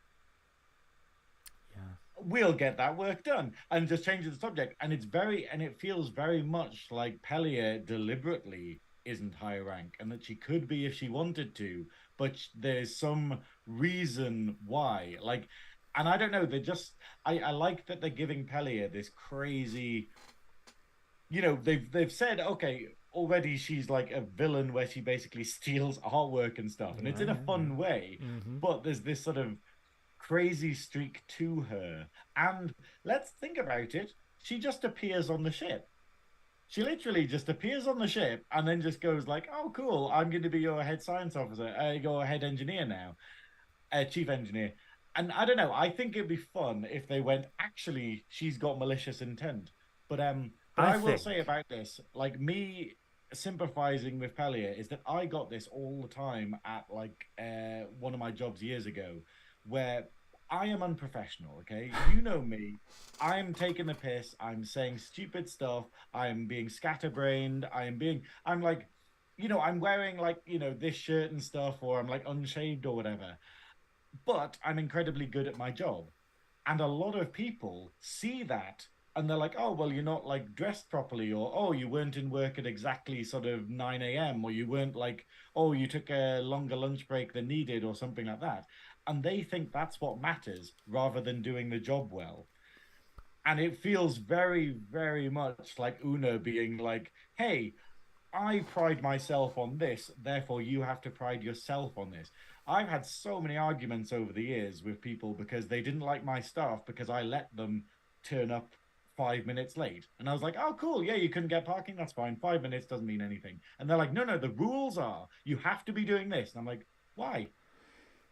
On the phone? They're I not greeting customers. They don't need to be here at 9 a.m. if there's other people here. So, and I'm very much like that and get the impression that I am classed as a space hippie of, like I'm my 100% education. with you. I am 100% with you. Back You get in people where they would, where, sorry, I'll keep on with the rant, but basically, you get people where they go, oh, your shirt isn't tucked in, so I'm gonna give you like a warning or something, or I'm gonna sort of like complain to the higher ups about you, yeah. rather than going, hey, your work is amazing and it really helped us, and it's that weird thing where some people go, oh yeah, she's a terrible employee, but she's always on time and she's always like happy and she's always dressed properly, and you're like, yeah, but she's crap at her job, and it's but that matters more to some people than actual getting things right. I And I we kind of see that between Una and Pelia here. I absolutely agree with you because I'm very much of in my previous job, I'm very much I will wear Hawaiian shirts. I will Yeah. act funny. I will use comedy. My desk is covered in Hot Wheels. And it's like, I do these things to cope with the absolute monstrosity of depression that has befallen upon me for doing this job. And that is my coping mechanism. In my current job, it's like, hey, I mean, not at the moment, but it's like, I've got frosted tips. I use memes. I reply to people in the form of a GIF on Teams. Yeah. I have a laugh. I mean, admittedly, there was a period in my job which might have been unprofessional where I changed my signature to just be kind tray guards, and it was like a little GIF of Tray Guard from Nightmare. But And for the 1% of the IT department that would get this reference, I but was it's like, a case this is of silly. it's a case of you do what you need to do to cope with your job, to do your job, Yeah. and make sure that you yourself are coping, are mentally able to continue. And it's like this is you've seen it like today, and it's like yes, it's people joke about the frosted tips, people joke about the Hawaiian shirts, and it's like I do these things to not only make myself feel better, but make others around me feel better. Because when you work in certain jobs like I work in, it's depressing, it's hard. You deal with, let's be honest, shit every day. If you can make just one person feel better, brighter, or just make yourself make the day easy for yourself by just like, oh, I'm gonna have a Hot Wheel, I'm gonna have a long lunch, I'm going to go and have I'm going to sit somewhere and have a coffee and just think about it. If the work is done and if that makes you feel better, do it. And I am a huge supporter of taking care of yourself mentally and obviously physically, but taking care of your mental health. Do what you need to do to get through the day. So But that's it. It's the idea of if you are comfortable, you will make the other people around you comfortable. yes, It's that idea of if you are like a force of basically calm, you will make the people around you calm. If you are sitting there angry as fuck, like what was it? I referenced it earlier in the week. What are we talking? We were talking about it was the podcast we were just on we were talking on the Disney podcast we just had on Sunday. We were talking about Hades from Disney's Hercules, yes, and about how he is the perfect representation of middle management, where he is so upset, he is so angry, he is past the point where when he comes into the office he is ready to kill everyone and scream at everyone. And it was the most, and I just love the idea of thinking as Hades of just this guy who's just like, I've tried for years to fix things and no one will listen to me, so I'm just angry at everyone all the time. And it feels very much like that's what happens when you're not listened to. That's what happens when you sort of have a shit job and you're not allowed to do your own thing with it. And that doesn't help anyone, you know. No. But if we've gone massively off topic here, but to take it back, I love how Pelia is exactly how I am at my job, and how I think anyone who has been around for a very long time should be, where you're going, I only care about the things that matter. And I've realized that having crumbs on my uniform doesn't affect my ability to do my job. It's like, and also I've done this enough times to go, hey, it looks like there's an underlying issue here. We should look into that. And I like Pelia. I very, very much respect her. I will say one more thing. If people... The Tories. I will say two more things. Fuck the Tories. After last night, they did it themselves. If... sorry. If people... I'm not being a big head or anything like that, but people... My job is... A lot of people say, I don't know how you do your job, right? Because it is a difficult job. If people see me dealing with the shit that I deal with, yet still able to smile, have a joke, come in with frosted tips and a Hawaiian shirt, it will make themselves feel better about their situation, because they're like, well, if he could deal with that, as well as shoveling the shit, I can do better. Set an example. Set an example for people. Set an example, I think. Back to the that's show. Exactly what Pelia does in this scene, and I think it's really good. She's a scene stealer. Absolutely. Yeah, I love just malarkey. Just where does malarkey. This line feels like it's improvised, but I kind of like the idea that the writers decided, no, this is how Pelia is going to be, and that was in the script. Back in Uhura's quarters, Kirk and Uhura are going through Ramon's personal logs, and they're listening to the fact that he feels that he is losing his mind. He can hear these voices. No one's believing him. Uhura basically says, judging by the dates of these logs, I've got a day and a half before I completely lose my mind. Kirk being Kirk, he's like, let's go have some scran. Let's take a break. Let's go eat. I hear the mess hall has got cookies and none of those protein resequencer crap. They are got real ones. And she's like, I don't want a cookie. But then we get a real... Now, this is, for me... What kind of person refuses a cookie? I know. I mean, really. This little bit of the scene was very reminiscent of the end of The Wrath of Khan, where Uhura explains that she...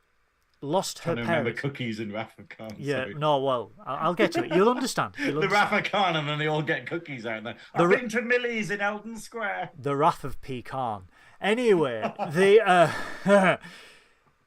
she basically explained that she lost her parents and her brother in a shuttle accident. She never went to the scene of the accident. She saw photos, but she couldn't look at the photos of her parents or anything like that. She threw herself into work, and when Hema died, she did the same thing. She just couldn't cope. She never faced death head on, and she's speaking to Kirk and explaining to Kirk that she has never faced death head on. Now, at the end of The Wrath of Khan, if anyone's remembered it, at the end of The Wrath of Khan, Kirk's son, David, says the same thing to Kirk. You have never faced death head on, have you? You've cheated death. You've found a way to escape death, but you've never faced death head on. And Kirk in this scene, again, Paul Wesley playing Kirk, he just basically just says, look, the jobs we do, we put our lives on the line every day. You have chosen a coping mechanism that helps you get on with the job, basically. But is unhealthy. Unhealthy. It's not dealing with the problem, it's ignoring the problem. And you can't, when it's as prevalent as it is in this job. Yeah, you can't. But he then, at the end, he's like, I'm going to go get the cookie. Because Kirk being Kirk, it's food. First rule of survival, food. Cookies specifically. Cookies or apples, depending on I remember that on Bear Grylls, and he's like, got cookies, but he's like, no, I'll drink my own piss, that's fine. Anyway, Kirk goes to the mess hall to get the cookie. Uhura goes through the YouTube tutorial that she did with Hema, that's what I'm going to call it. And Hema says, in order to do the diagnosis, you need to turn down the gain on the subspace array. This triggers something in her head. Or else it will overload. It will overload. Is what he mentions. She realises something, goes to find Kirk. Kirk has come back. He's like, I've got the last cookie. She's like, I don't care about the stupid cookie. And I'm like, hell yeah, it looked like a really nice cookie. But she basically says that, what if... Well, she brings out a pad showing the Ramon's brain scan that demonstrates that his whole language center has been burned out specifically, and the same thing is happening to hers. And she theorizes that actually what's happening is there's something trying to communicate with her, but it's coming on so strong that it's actually burning out her language center in her brain. Yeah. And therefore, she's got to decrypt what's been happening to her into some form of language. Because someone is communicating, or something is communicating. And I love the fact that James just goes, "You want to go speak to Sam, don't you?" Yeah, because he knows how awkward it is. Yeah, but he knows how awkward it's going to be. They go to Sam, and Sam basically postulates that it's potentially extra-dimensional life forms which have latched onto matter in our universe, but they don't have the sophistication to contact us in conventional ways. They can't communicate the way that we can. This is when Uhura realizes that what they are doing, they're communicating by causing the hallucinations and using memories to symbolize what they are trying to get across. So then she realizes that which is absolutely wonderful, because it reminds me of, like, this is such a fan show, like, because it reminds me of Darmok and Jalad. At Tanagra. At Tanagra, where it's the idea of, oh, you've had this, Peach. What did you think of this episode, Peaches? What did you reckon about Darmok and Jalad? Peaches. I've forgotten the actual episode is called. It's so good because you just go, whoa, Trek is really intelligent. But so what's happening is these are communicating with her through analogy, where basically they're going, hey, you're remembering a scene and an emotion that means something to you, which is what we are trying to express to you. So, so basically the thing inside the head is like triggering memories or situations or creating situations that mirror the feelings it has. And it's genius. It's genius because she goes, well, the closing in of the walls, they feel trapped. The zombie Hemmer, as we'll call him, we are, and the bodies, we are attacking them. The bridge exploding, they want to be free.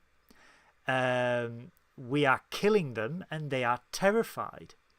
And it's genius that these extra-dimensional beings are they've identified how to trigger certain emotions within Uhura to try and get a message across. So she determines that the aliens are living in the deuterium, and the ships are harvesting the deuterium, processing it through their engines, and we are killing their life forms because essentially we are slaughtering them for fuel. They are the dinosaurs of space that we are now using in the petrol tank, for want of a better analogy. And it's like, which is kind of surreal. It is, to be perfectly honest. It really is. They are like the space algae. That's what they are. And it's very much like, I just noticed in the chat. Timber, arms Timber wide. With arms wide. It's like Goodwill, his shirt off. Wow. So she communicates with the bridge, and she says, we have to stop the refinery going online. Pike's going, too late. It was activated 5 minutes ago. As they are legging it to the bridge, Una and Pellier can't shut off the refinery because the damage that Ramon did is far too great. They can't override it. As Uhura gets to the bridge, she's transported back to the field where the smoke was, where the noise was, and she turns around and there is the crash shuttle of her parents. And this time, the hallucination takes her into the shuttle, and she plucks up the bravery to move forward into the shuttle. She never saw her parents' bodies. She never looked at she never saw the crash site. She's pushing her way forward. She grounds herself into the bridge, and they explain to Pike, Kirk and Uhura explain to the Pike, Kirk's like, Captain, there are aliens, and there are aliens in the nebula, and she's like, we are killing them. And this is another where you said that Pike, after it's explained to Pike, Pike is like, I believe you. This episode makes me flip-flop so much, okay? Where basically I got annoyed earlier because Spock doesn't believe Uhura, whereas the whole thing is that you should believe, people in Trek, and that's how it's always worked in the past. But I think Pike is a bit hasty here because Do you basically think? what Uhura is saying is, hey, we've spent years, maybe months, developing this new sort of what is it like factory essentially, Yeah, it's like like a this sort of refinery, a petrol deuterium station plant. in space. Yeah, like Yeah, this refining center, and we see it, and it's huge. It's like it's much bigger than like any starships. Like starships are like a tiny dot next to it. it's This huge it's thing. it's a They spent. CGI. It's a CGI reuse of that starbase with a Is sail on it. it? Yeah. But it's basically Sorry for like being boring, but go ahead. Sorry. but you know, it's absolutely massive, Yeah, monumental yeah. thing that a lot of time and effort has gone into, and obviously they've had whole engineering crews trying to fix it up. And then Uhura just kind of goes, "Hey, I can't prove any of this to you whatsoever, but you need to blow that up." You know, and they do it, and it's just this idea of just going, "No, no, even I would be a bit like, I'm gonna need more evidence, you know, like I'm gonna need something more." But they do, like Pike just goes, okay, cool. We'll It's his evacuate gut all of the instinct. engineering Yeah. crews from it. Everyone leaves the thing, and then Uhura gets to give the signal where she tells them to fire the torpedoes, and Ortega fires them, and the whole station blows up. But we And see I Zombie was a Emma. bit scared by this because But we why doesn't the deuterium ignite? we Like, see just before we see that, we see Zombie Hemmer on the bridge. yes, As the sorry. station explodes, we see actual Hemmer, and then he disappears, which I thought was a little bit cheesy. Yeah, so If I'm basically, honest. while she's telling them we need to destroy the station, there's a hallucination of Zombie Hemmer Yeah. staring at her on the bridge, and it's kind of creepy. And then when it does when she does destroy the station, and like the risk to them is now gone, it fades into being good. No, it appears as good Hemmer again to represent to her, you've done the right thing, you saved the day. And then it slowly fades away, The showing that the aliens are like happy now. the deuterium doesn't detonate is a good point. I don't Well, I was think literally like going, hang on. I don't Surely think I any kind of warp fuel explode, because I'm pretty sure in TNG we've got stuff where they had pockets of deuterium that get used to, you know, distract someone or something. no, that was in Insurrection. It was like a gaseous thing. I don't think it was deuterium. I think deuterium Okay. only reacts when it comes into contact. I think it's essentially like fuel and air Yeah. reacts when it's compressed, and then obviously that's the catalyst. With So deuterium, so it would be like sort of an explosion not setting off the oxygen in the atmosphere, yeah, basically. So because oxygen doesn't work that way. in a warp core, you have deuterium, which is matter, and you have antimatter. They come into contact, they cause a massive, huge release of energy. To control that energy, they use a dilithium crystal, which is sort of a I don't know what they call it in science, and I used to know the term, but it's sort of like it mitigates the explosion, and it refines the energy produced, so it's then allowed to be transferred to the necessary areas of the ship. It's like, you know, like an engine, there's an ignition, the ignition is then transferred to where it needs to go, like the suck, squeeze, bang, blow. Yeah. For want of a better term. So I don't think this would ignite, but it does. I'm not sure. It does raise a good point. It just felt a bit weird for me that they would just be like, okay. But then you would say, if that was the case, if they flew the ship through with impulse engines which are hot and stuff like that, would it ignite when the impulse engines were going through it? Do you know what I mean? Yeah. So I bet there's It's an one of these things. explanation. Yeah. I think it's great though that we can have this kind of discussion about Trek. Like that the science is so deep in Trek that there will be someone being like, oh yeah, it doesn't react that way because they used this kind of missile or because it was this kind of explosion. There's going to be some explanation there, and that's the joy of The Trek, dilithium really, crystal that it's- is that the dilithium crystal is a catalyst for the energy release. That's what it is. Yes, thank you very Right. much. It's because there was a whole thing like with Star Trek First Contact. They were like, oh, how did Zefram Cochrane have a dilithium crystal to engage? And someone said it was like he actually used the nuclear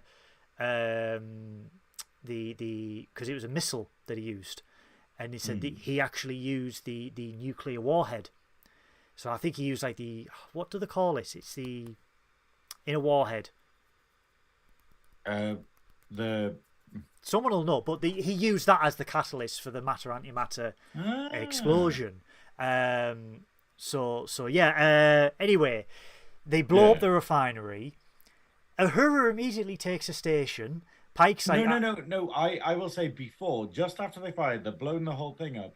Pike says one of the greatest things ever, which is literally like, "Oh, don't worry about consequences. I'm going to take the rap. Me. Yeah, I'm going to take the rap because I allowed you to do that," which I think is the greatest thing in the entire world, which shows what a good guy Pike is and a good daddy. Adam's just said, "I still can't explain sounds in space." I can, Adam. It's called Hollywood. Yeah, I think it's the sort of thing where it's like, I don't think there are sounds in space. Well, no, there would be sounds in space, but I think what we have in films is we hear if we were there. It's a vacuum. It'd be impossible to hear them. It'd be impossible to hear them, but if they were, that would be the sound they make. Sounds in space is not possible in a vacuum. However, you can interpret radiations and various things on bodies as sounds if you take it through a certain spectrometer. For me, it's like lip reading.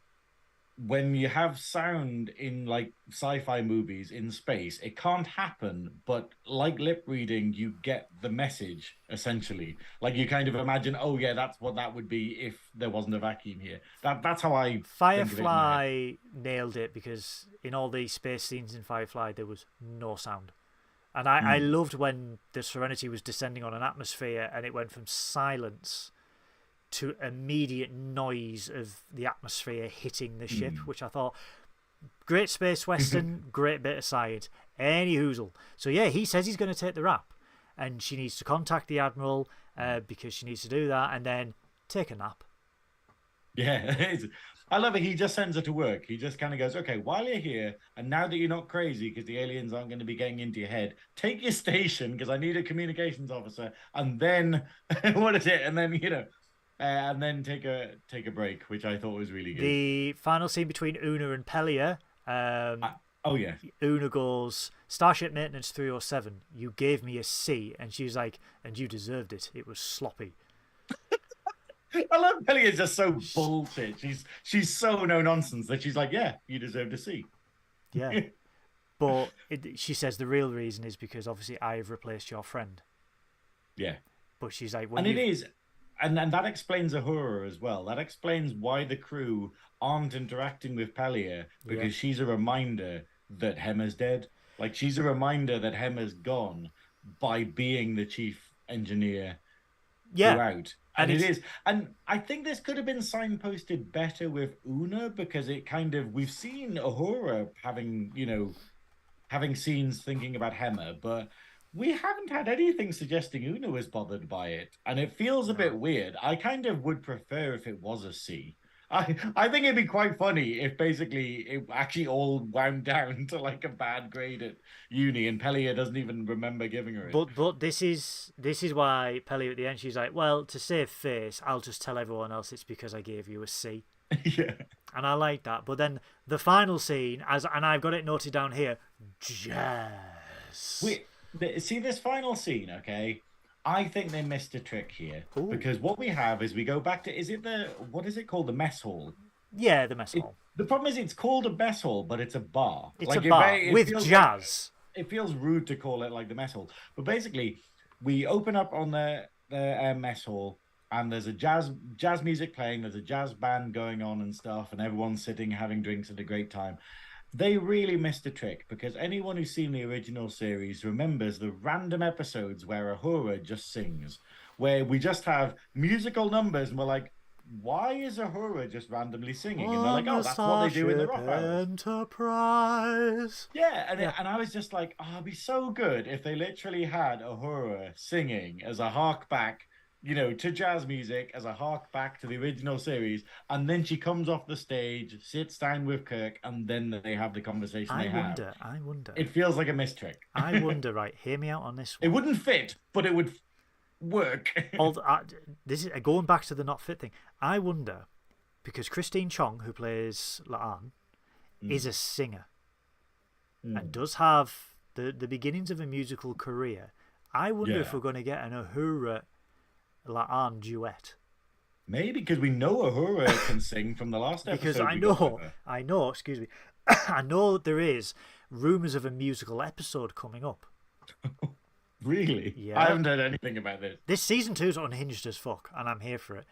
But I absolutely agree. We need to hear, because singing for Uhura and waving palm leaves about is part of Uhura.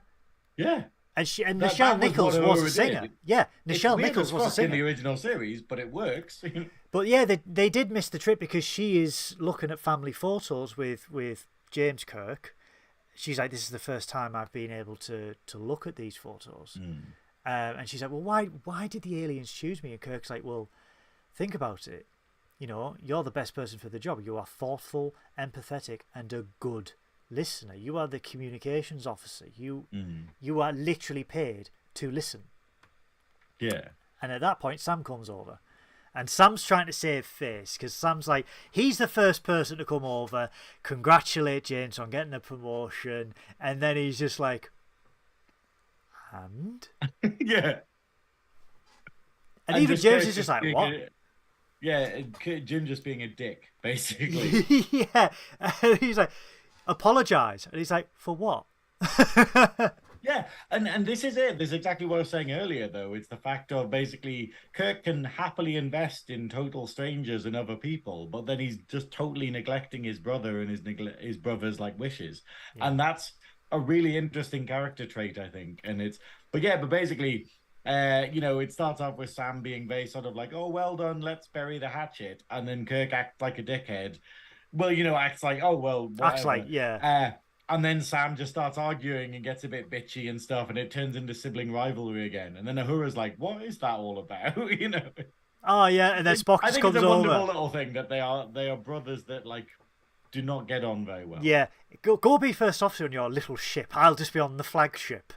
Yeah. And he just, like, walks so away. petty. Yeah. And then Uhura's like, what's that? And Kirk's like, oh, he can be so on Spock. And Jackson goes, frustrating. As he cleans the table as well. I did like that. This is the first meeting between Spock and Kirk. Yeah. And this ends the show. I absolutely love this because I keep forgetting that these characters haven't met Kirk before. And then basically we have it where Uhura goes, oh, Mr. Spock, this is James T. Kirk.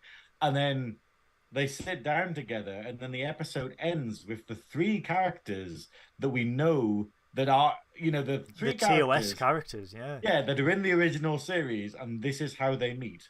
And I think it's wonderful. I think it's absolutely wonderful way to end the episode because all of this, no matter how many series we get of Strange New Worlds, I'm hoping it's going to be a few. I'm hoping they don't go with just 2, or I hope they get like at least 4. They've got season 3. Season 3 is confirmed, but obviously with the strikes at the moment, everything's delayed.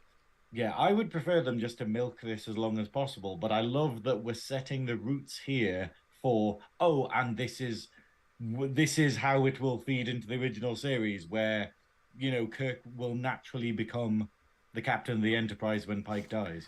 Well, doesn't die, but So, we've done this episode. Mm-hmm. Next week is episode 7. This is the crossover episode of Strange New Worlds and Lower Decks. Here is my theory, which I mentioned earlier, with Pelia. Pelia, Boimler, or Beckett, Mariner, recognise Pelia from the future. I think so. I genuinely think there might be something malicious about Pelia, or at least where she's actually like a dangerous person or something. I think that'd be really fun if they did that. Like I think, because I've seen a clip and I won't spoil it, but nothing to do with Pelia or anything like that. But I think when these two, if Carol Kane is in next week's episode, when these two see her, something will be said. Something will be said. But that is for next week. We have 2 hours and 2 4 hours minutes. again. I was literally going, okay, we're not going to talk as much as we did last we're week. not. We'll keep it. We went on some nice tangents, so I like that. Failed. But guys, that was our review of episode 6 of Strange New Worlds. Thank you so much for sticking by us. Next week we will be reviewing the long-awaited crossover episode between Strange New Worlds and Lower Decks. We may have a special guest joining us next week. Fingers crossed. I just need to confirm a few things because very fancy. They're busy people. But we will be doing that next week. It is a big episode. You don't want to miss it, guys. If you like this video, please give us a like. If you like Nerdy Up North and you've not subscribed, what are you doing? Everything's down there. I'm not going to reel them all off. Everything is down there if you want to subscribe. The only thing I will say is we're on Threads. So if you're on Threads, find us at Nerdy Up North. If you like us, you will absolutely adore the Clone Star podcast, Trek Culture, the Shuttle Pod Show, and our very dear friends at Spectrum Sanctorum, all of which their channels are below. Please, please, please show your support for them. We are one massive Trek family. We want to support each other and help each other grow. So please, if you can, get down there, check out their content.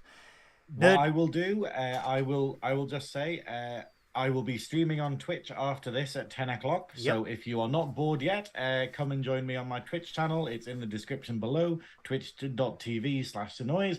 And also, this weekend is Northern Pride. It is. Happening in Newcastle. So if you are a member of the LGBT community, plus and all that lark, or if you're just an ally, come along and say hi to everyone. I'm not doing any drag this weekend. I'm literally just having a weekend with my mates. Everyone is shocked by this, by the way. Like, literally, everyone was like going, oh, when are you performing tomorrow and stuff? And I'm like, I'm not. I just want to be me. Why? And I'm like, I just want a weekend. I just want to enjoy Pride. And since I started drag, I just literally going, can't just hang out with my mates because I've got to be here. I've got to be doing this. And so I'm just having a quiet, chill weekend. And the rain's going to be terrible, so I don't want to be in drag for that. If you, be careful in the rain, everyone, because it's going to absolutely bucket it down. So make sure you bring a brolly. Celebrate Northern Pride in a northern way, soaking wet in the rain, because that's what we do. So I will be watching Synoiz on Twitch later on. You can find me at Twitter at Goodwill None. Please give us a follow. Adam's music is down there as well. It is. Everyone in the chat, if you haven't, like Peach, feel free to watch an episode of Lower Decks. I'd say watch one episode of Lower Decks if you've never seen it before, just to get familiar with these characters. You don't need to know the full thing, because I think that'll probably make you appreciate next week. Lower Decks. Like, oh, it's him, it's him. Lower Decks for me is a gateway show for a lot of people. It's got comedy, it's got the references, but it doesn't take it too seriously, and it has fun. And they're only 21 minutes long. So you can binge it in a week, guys. You can do it in a week. You can do it. I believe in you. If you can watch Strange New Worlds, watch one episode or one or two episodes of Lower Decks, get familiar with the characters, and hopefully it'll make you appreciate next week's episode a lot more. And you'll probably get a lot more of what we're talking about. Nerdy Up North will be back as usual, 7:30 p.m. this Sunday with an all-new video. We've got Monsters Up North. You've got Trekkin Up North. We've got everything. Guys, that has been our review. We are going to love you and leave you because we know we've kept you on for far too long. We need to. Staying this long, chat. Well done. Absolutely. Bloody well done. That is it for us. We will see you next week. Remember, guys, live long and prosper. Stay safe. Look after each other. Bye-bye. That is malarkey, and you know it. Miles?